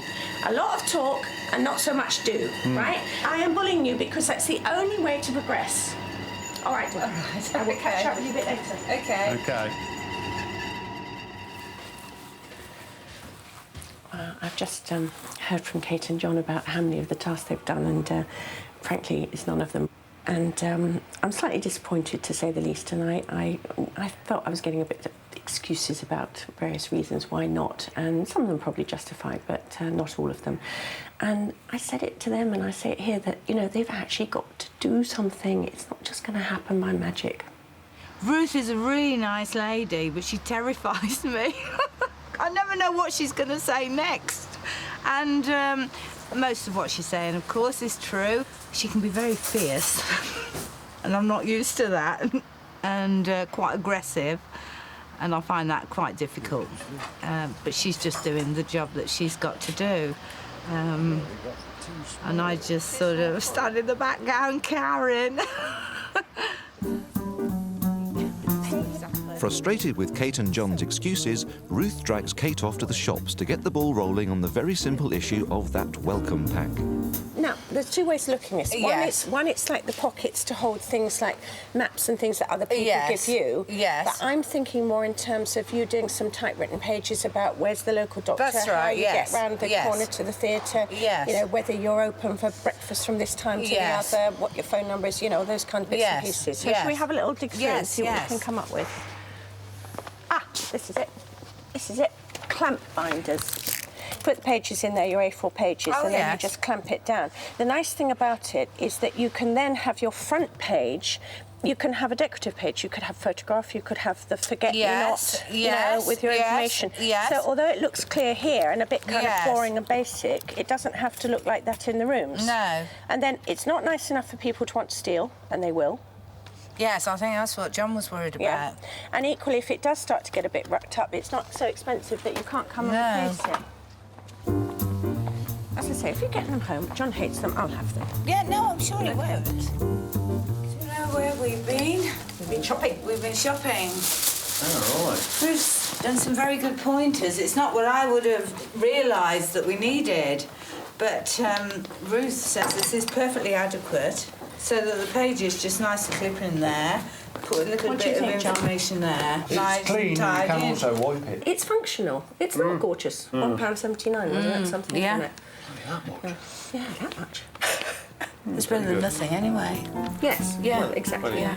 Beginning next So that's one job finally underway, but with the clock ticking, Ruth decides to use shock tactics. Kate and John need to be caught off guard to see what would happen if a real inspector came unannounced. She sent in a fake guest armed with a secret camera to check on cleanliness. The thoroughness with which the girls who come in and clean were doing the room when I came by didn't mirror what happened in my bedroom and the level of cleanliness. So I've sent somebody in to see what really happens when the film isn't rolling. So I'm just going to play this tape and have a look and see the truth. Hello, hi. Hello, gorgeous, very well. Sorry, we have a nice supper in here, do you mind? Smells a bit of fish and chips. Now that welcome was a bit dodgy because there was sort of fish and chips going on. On the surface, it all looked pretty spick and span. It's all rather nice in here. I don't know if you can see this, but this is all dog hair and lots of dust, which is really lovely. Dog hair and dust. I don't know if you can see there. Just a little hair still sitting in the bottom of the basin. Even when you've cleaned really well, you have to look back again because quite often a stray hair has fallen back in. It's a real problem, and my secret filmer here has found one in the basin. It's so off-putting. This is just horrid. This is grime around the edge of the shower. And just there is the previous occupant's body hair. That's just horrid. I suspect that soap dish hasn't been cleaned at all.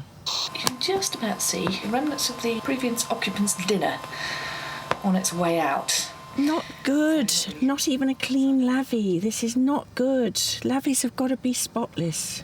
Not really a sign of good hygiene, really, is it? If the inspectors from the various guides see dirt, that's going to mark her down colossally, and she really has got to face up to this problem. Ruth reveals to Kate that she has been secretly filmed and confronts her with the ugly truth. She has to raise her game, or she can forget about achieving a decent diamond rating. That person who came, who took the film, could easily have been the inspector. Those people who come to rate you can turn up at any time. I'm afraid the bathrooms particularly were still not clean. Oh dear. Apart from things down here which we need toothbrushes and getting in on these cabinets, right? Much more important than that, and very, very easy to do, and what they're not doing is, look, that is absolutely it's fucking dreadful. filthy. It is, it's terrible. It's filthy. And that's not It's a not day. just a day, Look. no it isn't. That's bloody heartbreaking, it isn't. You're But right. Kate, do you not come and look at that work? I do check them, but you see a day, I know. Look, That is look terrible. At it. It's just all dirty. And this shower head, I mean, it's I know why it's disgusting. like it. Why? Because Andy was doing the ceiling and the room hasn't been used since. This is nothing to do with the ceiling. This is actually... That's awful. I mean, you know... Every inspector is going to pick That is that up, awful. not to mention any customer. The bottom line, Kate, is all of these bathrooms... They should, when you go into a guest bathroom in a hotel or what have you, you really need to feel that nobody's ever been in there before, right? This is the first time. It's almost like it's come out of the showroom. It's the first time. You don't want to find any traces of anyone else's occupancy. It's a kind of absolutely golden rule. Round the back of this loo, it's filthy. And again, it may well be that you haven't used this room, but that is absolutely disgusting. Yeah, but he's round had all the back there. floorboards up this morning and it hasn't been cleaned at all. I know, but round the back here, that's nothing to do with floorboards. There's hairs and bits and pieces and grime and grop, and that should be completely spotless round there. It's the biggest turn-off for anybody is dirty bathrooms and loos. I mean, it just is. You know, it's a fact. What I think you need to do with the girls who clean for you is I think you need to take them round to every single room and physically show them what you want done. Don't stand in the kitchen and tell them, actually physically show them what you want done. Right. And one of the things that you've got to get them to do, because this is, again, a golden rule, is people clean from the position of standing up and leaning over. It's normal, it's natural. What they have to do is to look down at the things on the floor and in the corners, what have you, and they have to look up. So things like if there's moths or dead animals in the lighting, they need to look up. Now, the other thing is always looking at how the person uses the room. So if there was a bath, you'd lie in the bath and look at it. If you're sitting on the loo, get them to sit on the loo and see where the eye line is, because that's what the customer's doing. These air extractors in bathrooms are absolutely classic dirt traps, right? You've got to get in there with a toothbrush, and that's got to be done on a weekly basis. Right, yeah. Right? And this loo has not been used, and there is a little hair thing there. Right, yeah. Okay? I suggest you spend a whole day just coming around with toothbrushes and make sure the girls do things like the top of the tiling here as well. Right, okay? You've got to really change the way you go about things. You know, really change them on an absolutely permanent, day-to-day basis. It's absolutely No, your I choice. want to be in the tourist board. That is really important to us here. Really important to me. That's why you have to lift your game if you're really going to achieve those ratings consistently.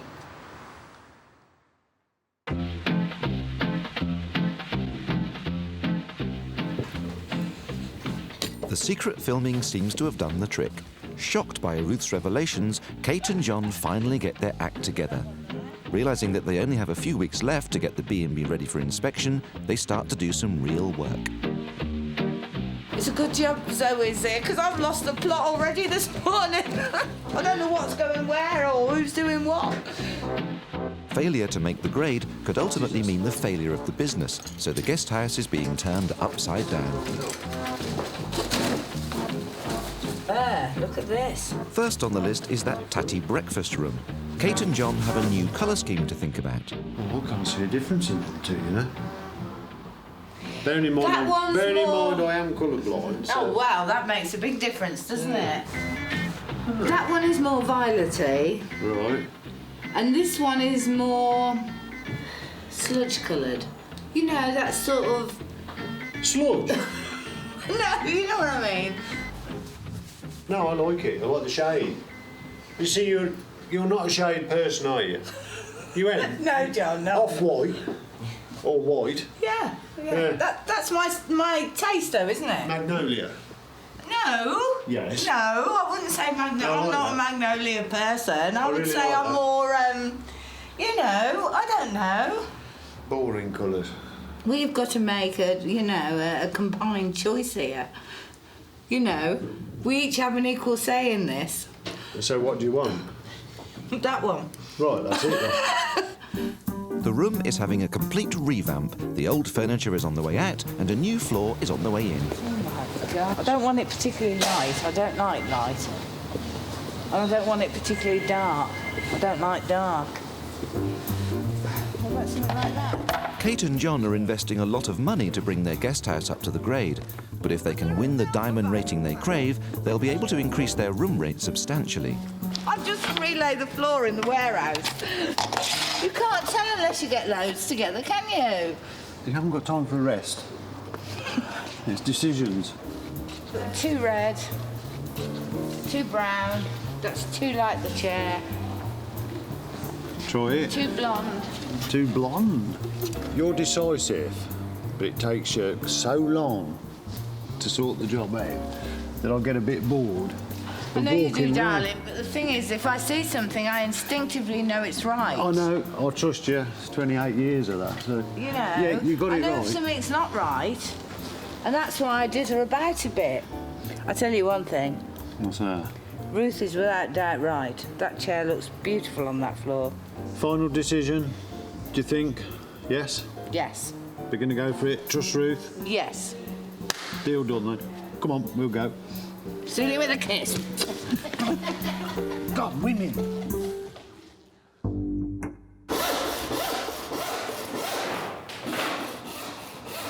With the floor taken care of, next to be replaced are those old, uncomfortable beds.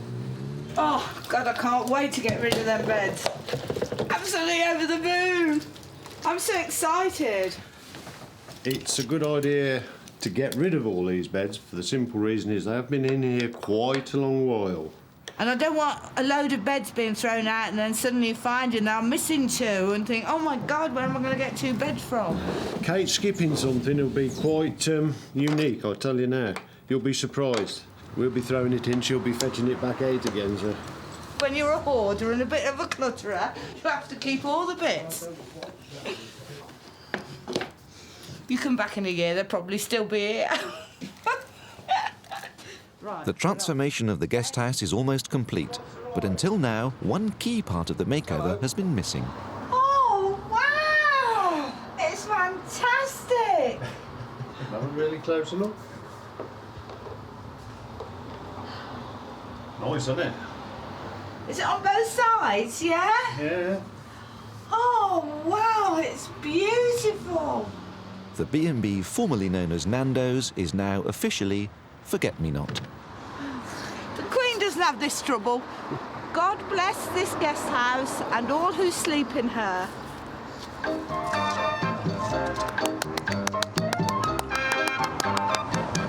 Drum roll! So it seems like Kate and John have finally sprung into action. With only 7 days to go before the official inspection, will they be ready in time, or will their attention to detail let them down again?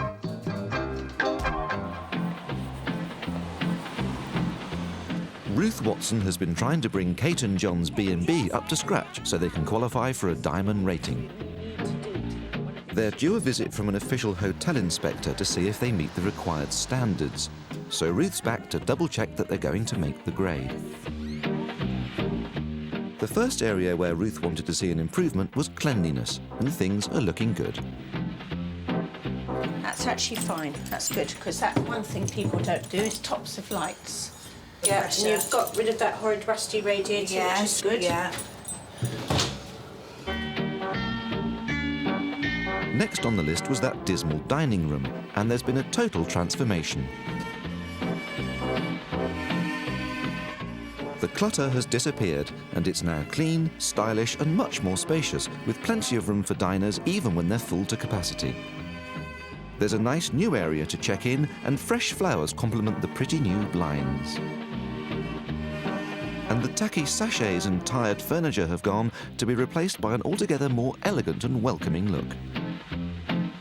Good stuff, yeah. No, I think it's a huge improvement. Thirdly, the tired bedrooms needed a lift and all the fixtures and fittings needed attention. Now all the uncomfortable mattresses have been replaced and the rooms have changed dramatically. They're now bright, light, with fresh new towels and lots of comforting little touches. And the en-suites are finally sparkling with freshly painted woodwork, new flooring and shiny new fittings. One of the biggest thrills is not seeing that torn plastic on the pink chairs. Fabulous, that's really good. And finally, Kate and John needed to create a welcome pack for every room. Looks nice, looks sharp. Don't forget again, look, great, marvellous. You've done all this what to see. That's super duper. Pleased with what she's seen, Ruth leaves Kate and John to a nervous wait. They have no idea on what day the inspector will turn up. The inspector will check in under an assumed name, spend the night, have breakfast and check out. Only the next day will they reveal their true identity and demand to inspect the rest of the hotel thoroughly. It could happen at any time, so Kate and John will need to maintain standards constantly. D-Day has finally dawned. Kate and John don't know it yet, but the inspector stayed over last night. Will they have passed the test? Ruth's back to find out. Hello. Morning officially.